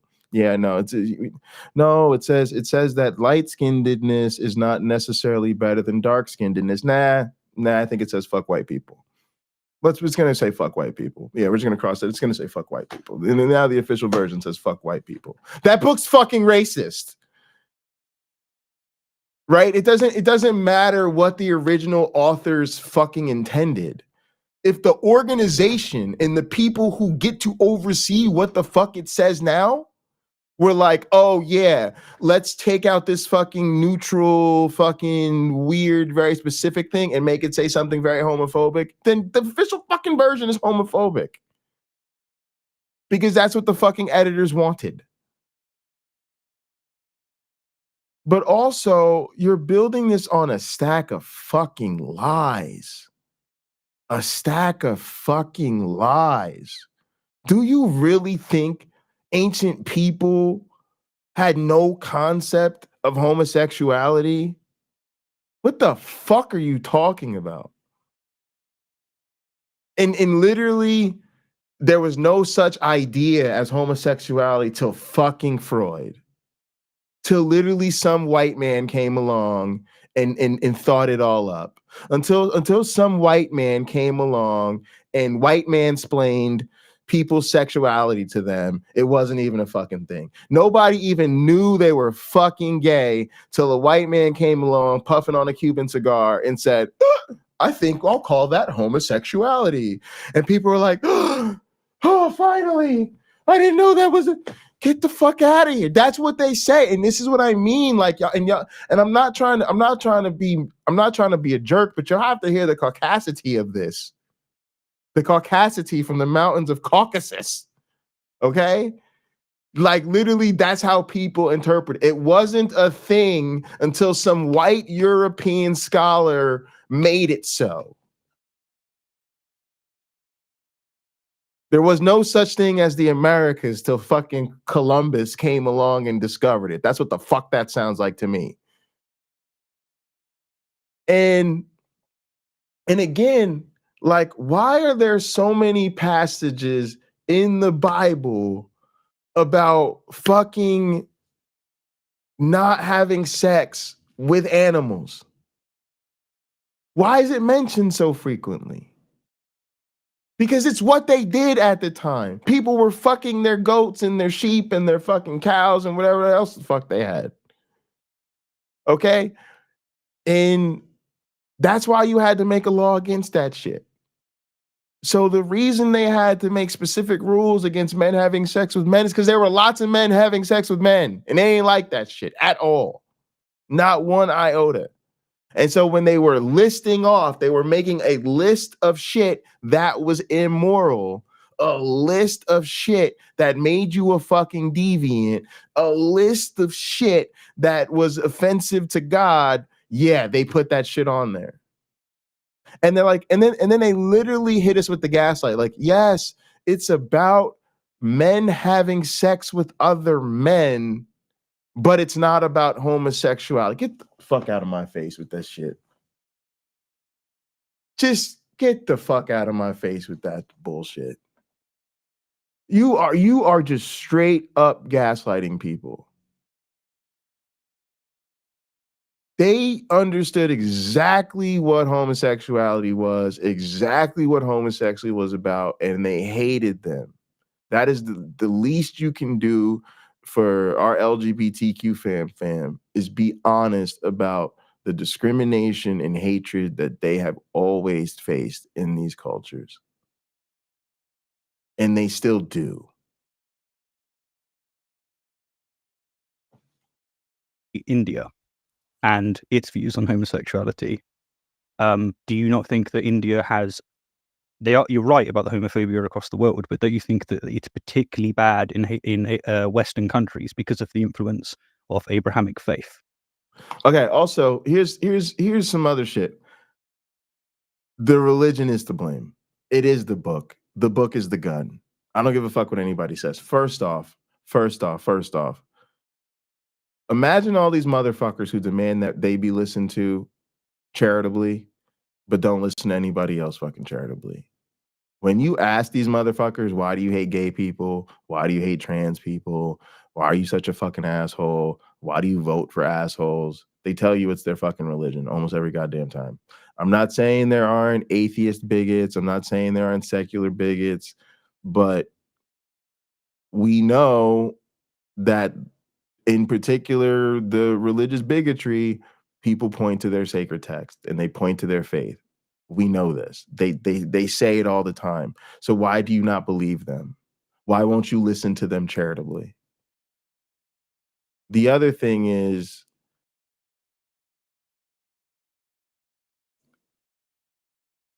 most places where these religious-based prejudices come into power, they come into power with the force of the law and institutions behind them. So what that means is it's a lot. Like, people can go to jail over it. People can, in principle and in fact, in cases, be killed for it. And so it doesn't necessarily matter if a lot of people accept it or a lot of people don't think it's wrong if the people who hate it have enough power to enforce their way. And that is what happens in a lot of these cases. The other thing is there's a real shift in change in the sort of meta ethics of the secular world, in such that now a lot of people don't want to demonize these things. And a lot of that is related to them leaving behind their traditional religious beliefs. So, of course, correlation is not causality, but again, you have the correlation, and then you also have people telling you that that is why. That's usually sufficient. And so then the issue is, what is holding us back? And largely at an institutional and serious level, it still continues to be people's faith. And so I do think you're doing a great disservice to oppressed groups by continuing to pretend that the religious texts aren't instrumental in their oppression. I think it's pretty bad in Soviet Union. Oh yeah, that's definitely true. Well, I mean, that's my point. Is that I'm not saying we should implement the Bible's laws. I'm saying that. But again, what Bart is saying though is other religions do, and other places do it too. Okay, yeah, so it's a more generalized phenomenon. It's a bigotry that, yes, does get encoded into the religions and into the religion's text, but that doesn't mean that the Bible isn't doing it. And as Americans living in America, a country where most of the oppression of this group comes at the hand of Christians in our, predominantly Christian country, at least as far as people who are religious, then that's what we've got to deal with. And this idea that, like, oh, well, they hate them in India too, it's not a good argument. The horrible things that people do in our world, they're going to do whether they've got a Bible or not. And that's my point. All right. And the reason you want gun control is why, Bart? Or the reason you at least want some sort of regulation of guns? Like you said, you don't think the Constitution makes it so you can have an automatic rifle. Why, Bart? Is it because banning automatic weapons makes it impossible to kill people? Is it because if we ban assault rifles, no one will die from gun deaths? Or is it because getting rid of assault rifles makes it harder to kill people? And that's what he's missing about the Bible. Getting rid of it, publicly denouncing religion, making religious motivation for public behavior and public decisions detestable and socially unacceptable, will make it harder to discriminate against people. You won't have people who get to go into public life or into public spaces, into the work, into school, into our social clubs, into our social spaces, and say, I have a religious right to do what my religion commands me to do. And my religion commands me to hate these people. And you have to tolerate my bigotry because my religion says so. And my religion has protection publicly and legally. So long as religions are protected legally, then we have to socially oppose them. And you can't keep gaslighting people like this. It's not that the Bible doesn't do more harm than, I mean, the Bible doesn't hurt anybody. It's people who misuse the Bible that hurt people. Got you. So it's like used as a justification. That makes sense. So I'll move on to the next question. In your opinion, what's the biggest misconception Christians have about their own religion? My sense is that the biggest misconception is that most Christians think that their views are the views taught by Jesus.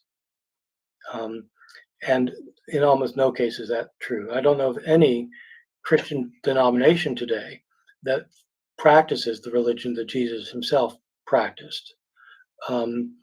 And this gets back to your abortion thing. The Christians think that, that the abortion, that they're just, that since conception starts at birth, that they're dealing with that oppression, and that's precisely something Jesus never said, or the Bible never says. So all right, this is another thing. I don't really like that he does this, because again, I just don't think this is being honest about most Christians. It's very clear that Jesus came and said he was here to fulfill the law and not obliviate the law.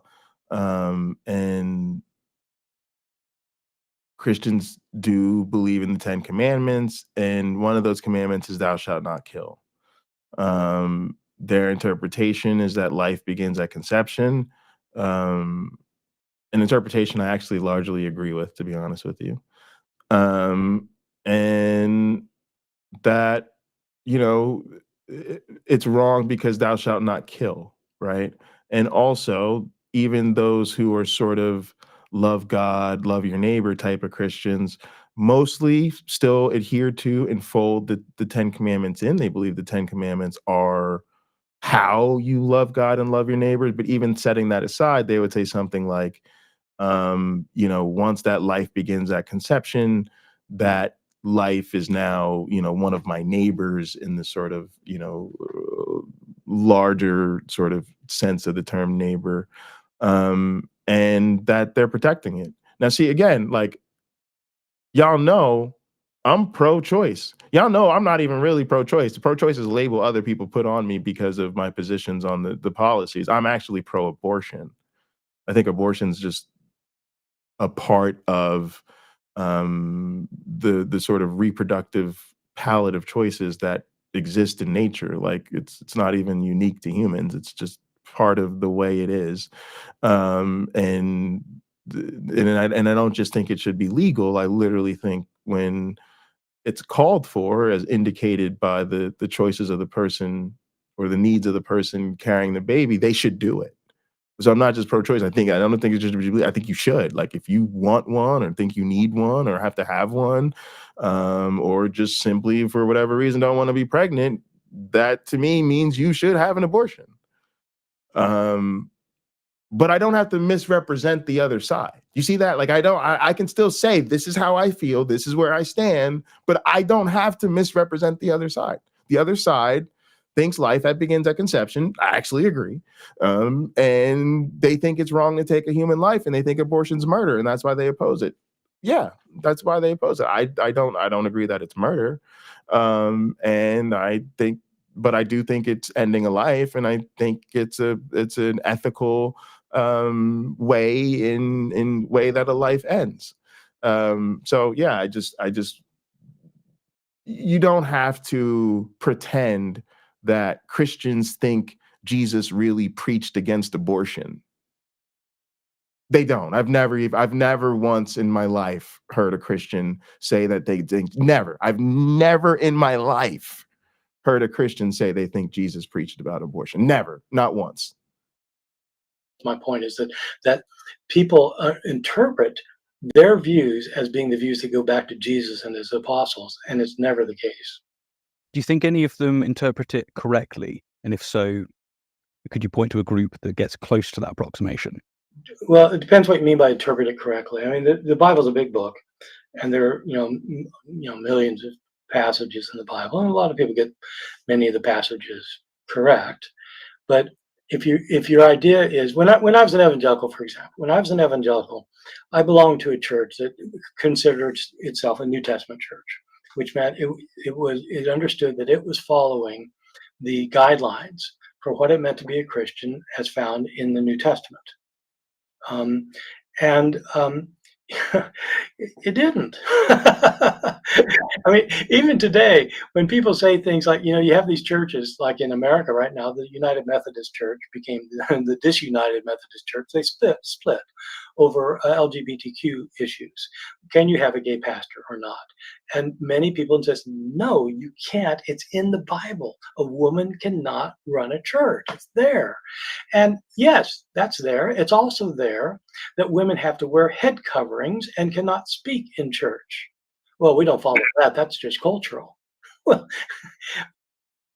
okay. This is a weird one. He's got a good point. He's largely right in the sense of Christians picking and choosing which parts to take seriously and which parts not to. He's also largely right in the sense of discussions of culture being used to excuse that type of behavior. So it's like, oh, well, you know, slavery was the culture of the time, so that was why that had to be permitted, but it's not our cultural practices anymore. Or, you know, yeah, back in the day, a woman couldn't speak in church, but our culture's differently. But then think about it. How many churches are that way? There's plenty of churches where women still can't speak. There's actually plenty of churches where women are expected to still cover their head, right? You know, when we talk about women like my grandmother being a church lady, and always looking fabulous for church. You know, and my grandmother always had the get up, right? Because she was a preacher's wife and everything. So she always had the handbag, the shoes, right? The outfit, the jewelry, and of course the hat. Okay. But we used to joke because my grandmother had a hat room, a whole fucking storage area with just hats. Just hats, y'all. There was so many hats, okay? Why is that? Because she took that shit seriously. She ain't no grandma. You ain't gonna catch grandma in the house of the Lord without a hat on. That was never gonna happen. So that hat had to be fucking fabulous. So it's a lot of people that again pick and choose, but again, he does the same thing when he says he wants to follow the message of Jesus and right? He does the same thing. He says, oh, I like the really lovey-dovey parts of Jesus. So to me, that was Jesus's messages. I focus on that. These other people are like, yeah, Jesus said, you know, a slave should obey their master. So we don't think slavery is wrong, and you know, a woman should know her place. So we don't let our wives speak out of turn. You know, like they're all doing the same thing. Okay, fine, but if that's cultural, why isn't the women preaching in church not cultural? You know what I'm saying? It sounds to me that really you're expressing the edicts that are issued in the Bible and any other religious text. It really doesn't matter how much emphasis is Ember, put on I'm loving the particular hat game. I'm loving the hat game. We need it. We need it. We need the fabulousness out here.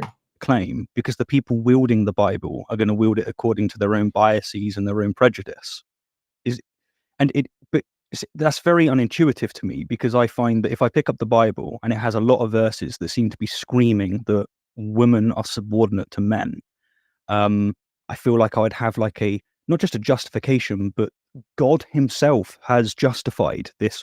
The reason I have this bias, the reason I have this view, well, it makes sense now because the big guy upstairs says so. It's in the Bible. It's saturated. You find it in Genesis even. It sounds like what you're saying here is that it really isn't about what's being said in the books. It's entirely to do with the bias of people, and they could read whatever they want into it with equal measure of validity. Is that fair? Well, as you probably know, there are a lot of feminists who are Bible scholars. Yes. Well, okay. So again, he can't be this dense, right, y'all? I mean, like, and this is the things where it like doesn't help. Like, yes, there are gay Christians. That doesn't mean that the Bible isn't bigoted against them. Yes, there are Black Christians. That doesn't mean the Bible hasn't been instrumental in the oppression of Black people and slavery and racism and the whole nine. Yes, there are women who are Christians. That absolutely does in no way, shape, or form mean that the Bible isn't oppressive towards women. And the fact that they're, maybe you should be critiquing them feminist scholars and asking them some hard questions, because that's what I would be doing. But look, a lot of it is a lot of different things. Like, for instance, you could be a feminist scholar who is a Bible scholar and a Christian, who your work is about sort of highlighting the contributions of women throughout the Bible, or highlighting sort of pre-biblical scriptural traditions that were sort of man-washed, for lack of a better way of explaining it, right? There's people who believe that we have text and characters, we have authors and characters in the Bible that were originally women that were rewritten as males, right? Because patriarchy. And so, or as men, sorry. And so doing that work, right? You could literally be like a feminist biblical scholar, right? But nothing about that would necessarily indicate that the Bible isn't sexist, or that the Bible isn't oppressive to women. Matter of fact, it's the opposite. Your work is actually evidence of exactly that, right? And so it's just weird. It's just weird. Why are we doing this, Bart? We're by we, I mean you're a better scholar than this. Like you got to know better than that. Well, itself isn't. I know. But see, this is but like you often pick a lot of verses that show that women are important and that women have equal rights with men. We can go to the New Testament, which says that there was a woman apostle who was superior to Paul. You can go to the New Testament to talk about how women are equal in Christ. You can do anything with the book. What you do with the book has to do with your presuppositions. Yeah, I guess maybe I'm failing to articulate myself. The problem for me is that when you get a Christian that's pro woman, and you get a Christian that's, no, women are subordinate. Likewise, if you get a Christian that's like, no, being gay is fine, Jesus is fine with that, and you get a Christian that's saying, no, Jesus is absolutely not okay with being gay. By my lights, the problem is gospel of prosperity. One of them is very much succeeding in the theological scriptural battle, because they have verses that are so much, that it's really explicit. Whereas those that are fighting against it, normally they're coming at it from the 20th century on, such as with feminism and the move with a bigger push towards a presence of feminism in Christianity. But two, they just don't have the verses. But I don't want to traverse the same. Well, I'll just say. Okay. I'll say this. This is a really good point. Stephen gets some credit from me for chops here. Like, he does a good job with this interview, in the sense of like, this is a good interview. And there are places where I would have liked him to stuck more or give more pushback or whatever, but he's trying to like get through the format. Like, he's got all these things to talk about. He's not doing some ungodly long stream like I'm doing for some odd reason. And he's just got to get through it, but he does give really good pushback. But this point right here is very good, which is that the people who are anti have very particular scriptures that are problematic that they can point to and be very explicit about. The people who are trying to be more liberal and lovey-dovey and all that, they've got much more vague passages. Oh, love everybody, love your neighbor, and that's definitely a huge problem. That again, and again, there's just nothing redeeming about it. If you've got something in a book that says black people are good to go, and then you got something else that says fuck those porch monkeys, like the there, like it saying something anti-racist doesn't undo the fact that you said something racist, especially but we don't even have that. You don't even have that. You don't even have the things that are explicitly pro women or anti racism or anti slavery or pro LGBTQ. You don't even have that in the Bible.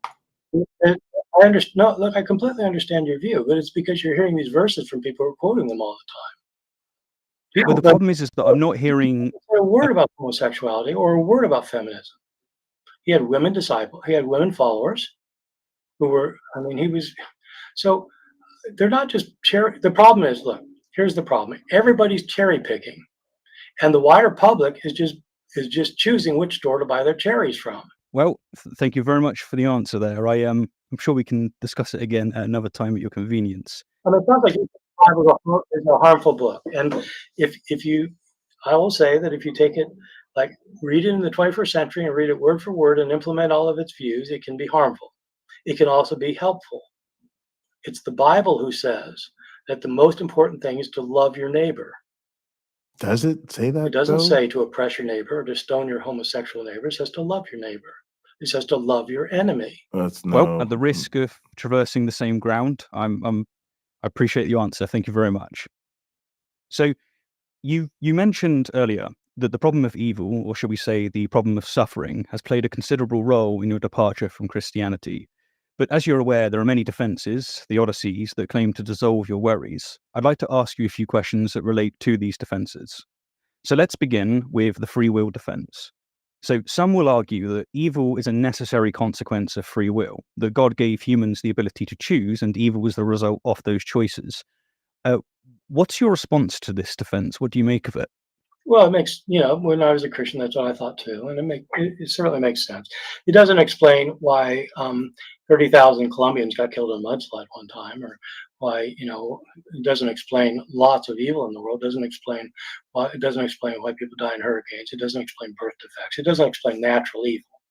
But if you want to make the argument, well, some evil though, it can be explained by free will. Of course, I mean, I would agree with that. If I decide to punch you in the face, I mean, there's, I can do that, of course. So that would be my free will. Of course, I don't know how philosophically, there are a lot of philosophers who talk about free will and doubt whether there is such a thing. So we won't go there. But as far as that defense goes, that makes sense. But here's the point that I usually make to somebody who brings that up.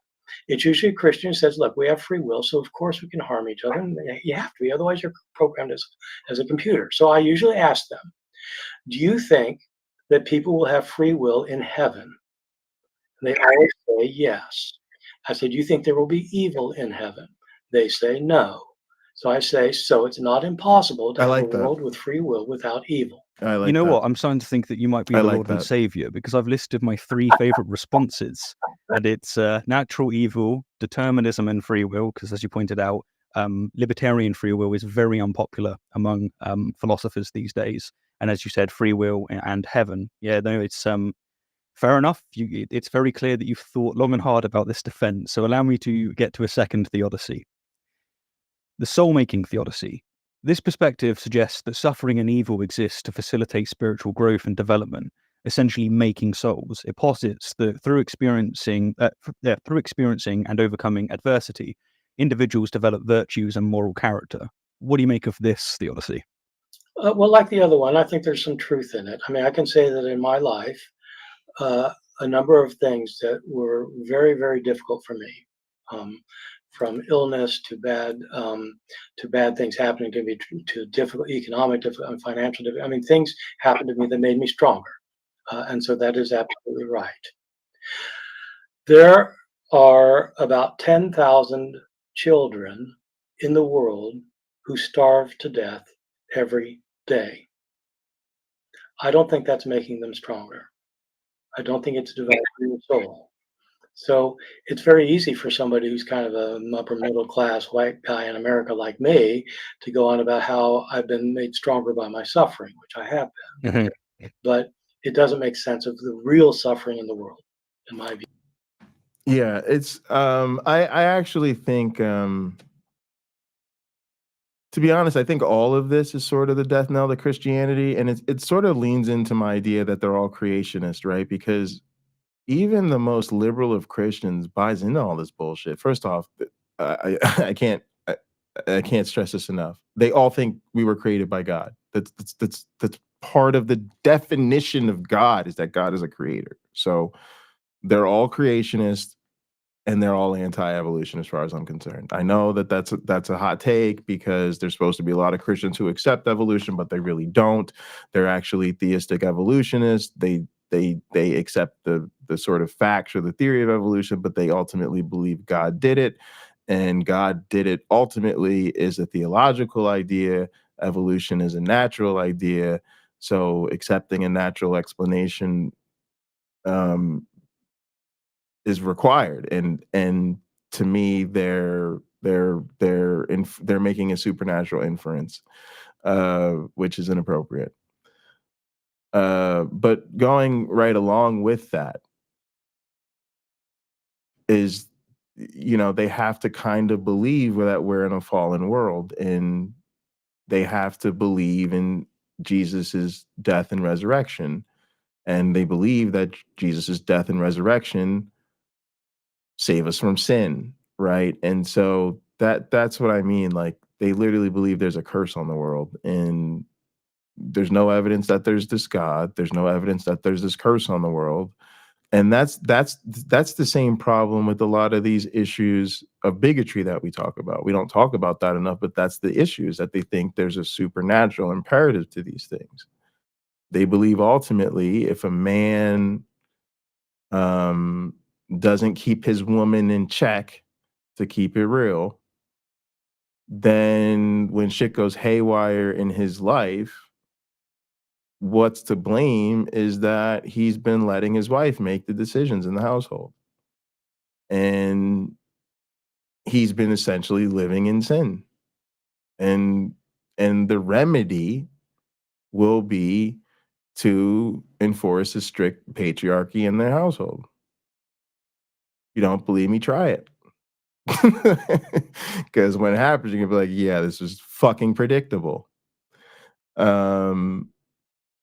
It's the same thing. Like, when we talk about the homosexuality thing, a lot of people don't like it when I say this, but even a lot of those LGBTQ accepting, I accept you, I love you just the way you are, not your allies. Why? Because ultimately they recognize that a lot of your oppression comes from people within their faith. And we could talk about how they're not going to do anything about it. They're not actually going to challenge those people. They're not actually going to protest the organization and the anti-LGBTQ preaching in any sort of meaningful way. But a better question is to ask yourself why. And to me, the answer is obvious. At the end of the day, they agree with him. They believe them. They may not like the ugliness. They may not like the policies. They may get a little uncomfortable in their chair when these things are preached about, especially because they know you and they like you or whatever. But when it comes to talking about how this or that is a sin, they buy that shit. Yeah, they believe that. You may not ask them directly if they believe that, but they do. So, that's a problem. At least for a lot of them, that's the issue. There's others who don't think it's a sin. And they're having different issues about not speaking up. But I do think a lot of them who don't speak out, that's why, unfortunately. No, that's a great objection. I have that up there with the concept of eternal damnation. See you later, Michael. If you take the lake of fire kind of hell, then the idea that some people will go to hell forever just seems to really run in the face of this soul-making theodicy. And likewise, like an infinite reward for a finite act, that seems very just not conducive, not seeming to line up with an all-powerful, all-loving God. So that's two theodicies you've managed, defenses you've managed to hit aside. Let's see how you do with this one. So the eschatological theodicy. So the eschatological theodicy, also known as the heavenly reward theodicy, it suggests that all suffering and evil in this life will be compensated in the afterlife. So those 10,000 children you just mentioned dying, they're just going to get compensated in the afterlife. God's going to go, here you go, guys. I know that was a little inconvenient, but it's all good. I'm all powerful, all loving. I know what I'm doing. How would you respond to this theodicy? That theology is often used in the monotheistic religions, and so I had an online debate a while ago that made me. I rarely get really angry at somebody during a debate, but this one made me angry. When I do get angry, it's usually about theodicy. This fellow was a Muslim, and he was using this afterlife argument that, well, people will be rewarded later. If your child starves to death, she'll be taken to heaven. I said, oh, really? I said, now, is that true for just Muslim girls? Oh, well, yeah, I'm just talking about Muslims. So, most of the world's not Muslim. So about 7-8 billion people in the world, maybe not quite 2 billion. Or so you mean like if the 10,000 who die, like 9,500 of them are not Muslim, they're going to go to hell. Oh yeah, they'll go to hell. Well, then how are they being rewarded for their suffering exactly?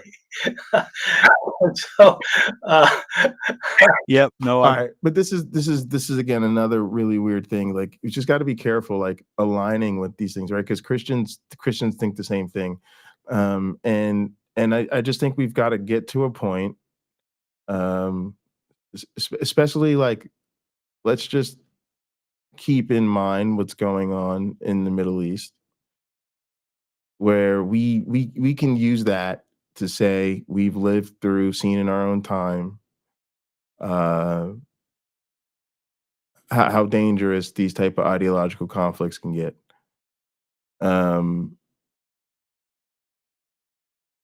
I just think it's time to move past this. So I think inherently any tradition that is claiming, hey, we're the chosen ones, we're the sacred people, we're the group that wins in the end, is sort of inherently dangerous and problematic. You shouldn't toy with these ideas anymore.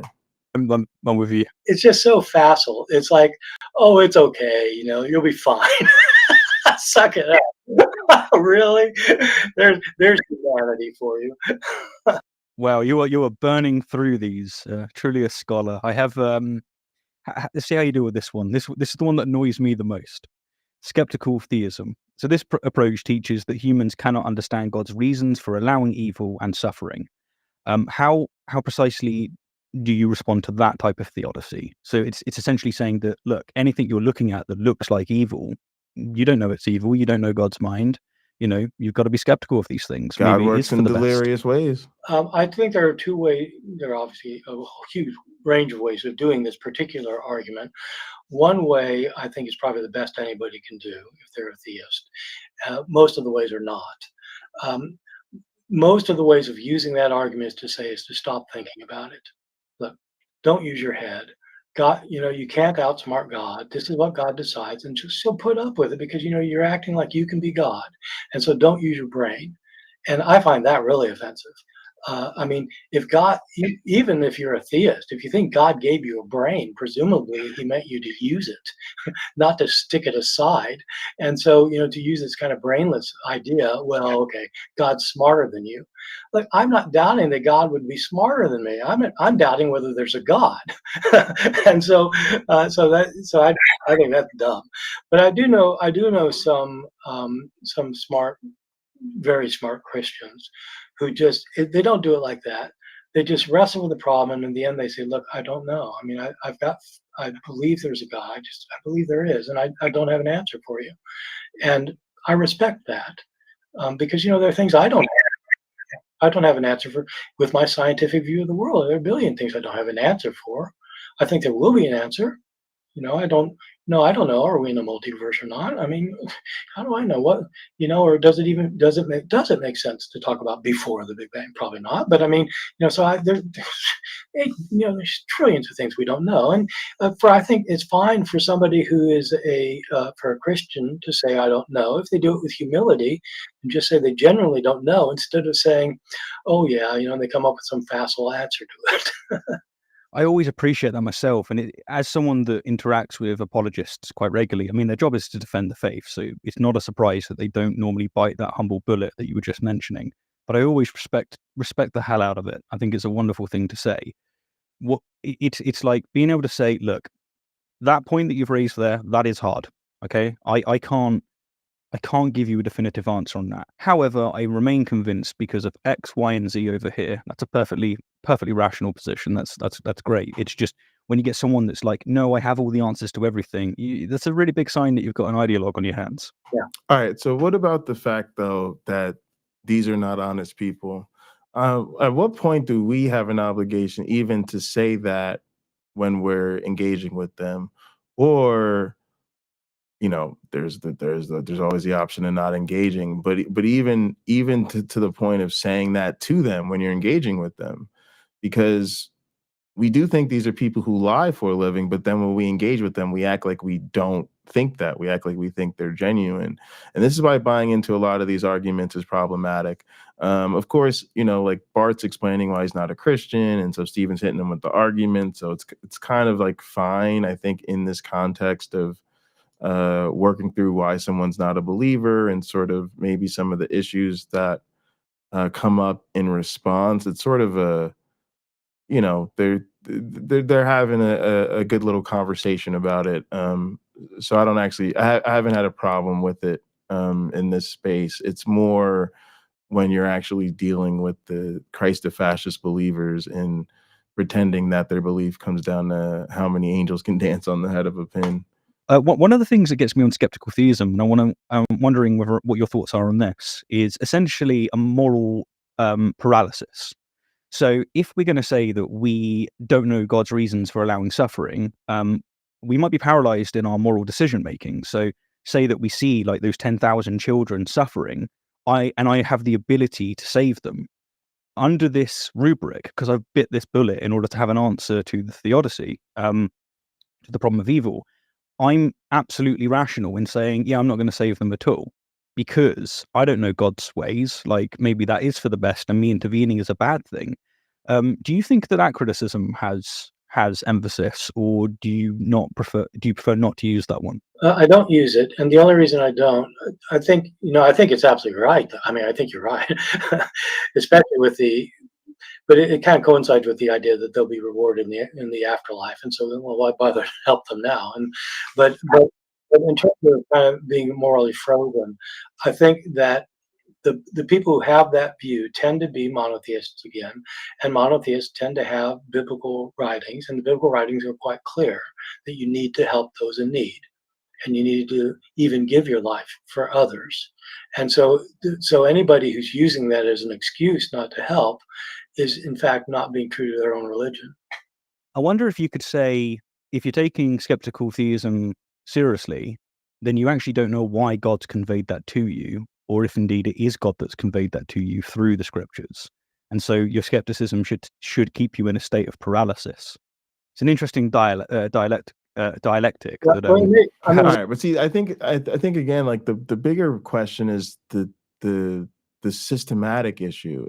It's in a sense, who cares about the individual? But look at the collective, and in the collective, we see Christianity as a source, or in religion more writ large, as a source of paralysis. Well, it's 2024. We're still having conversations about should the queer people be accepted? Should women be in positions of leadership? Is slavery really bad? Is rape really wrong? We're literally unmoved at some level in our institutional power to intervene and stop a genocide. I'm not saying as individuals, but again, that this way on the world stage, it just happens every day. You woke up today knowing Israel will be dropping bombs in Gaza, just like you'll wake up tomorrow knowing Israel will be dropping bombs in Gaza.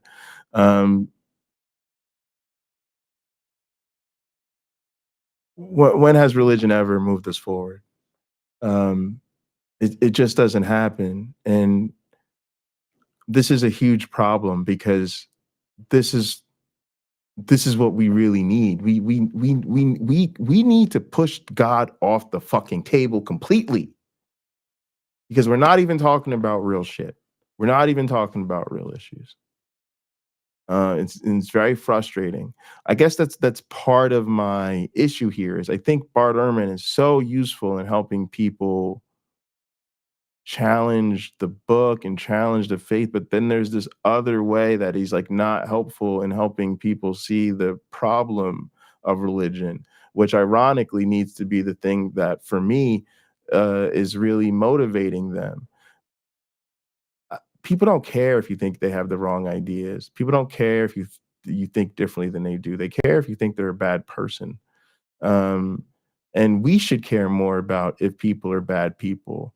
We should care a lot more about oppression than we care about bad arguments or philosophy.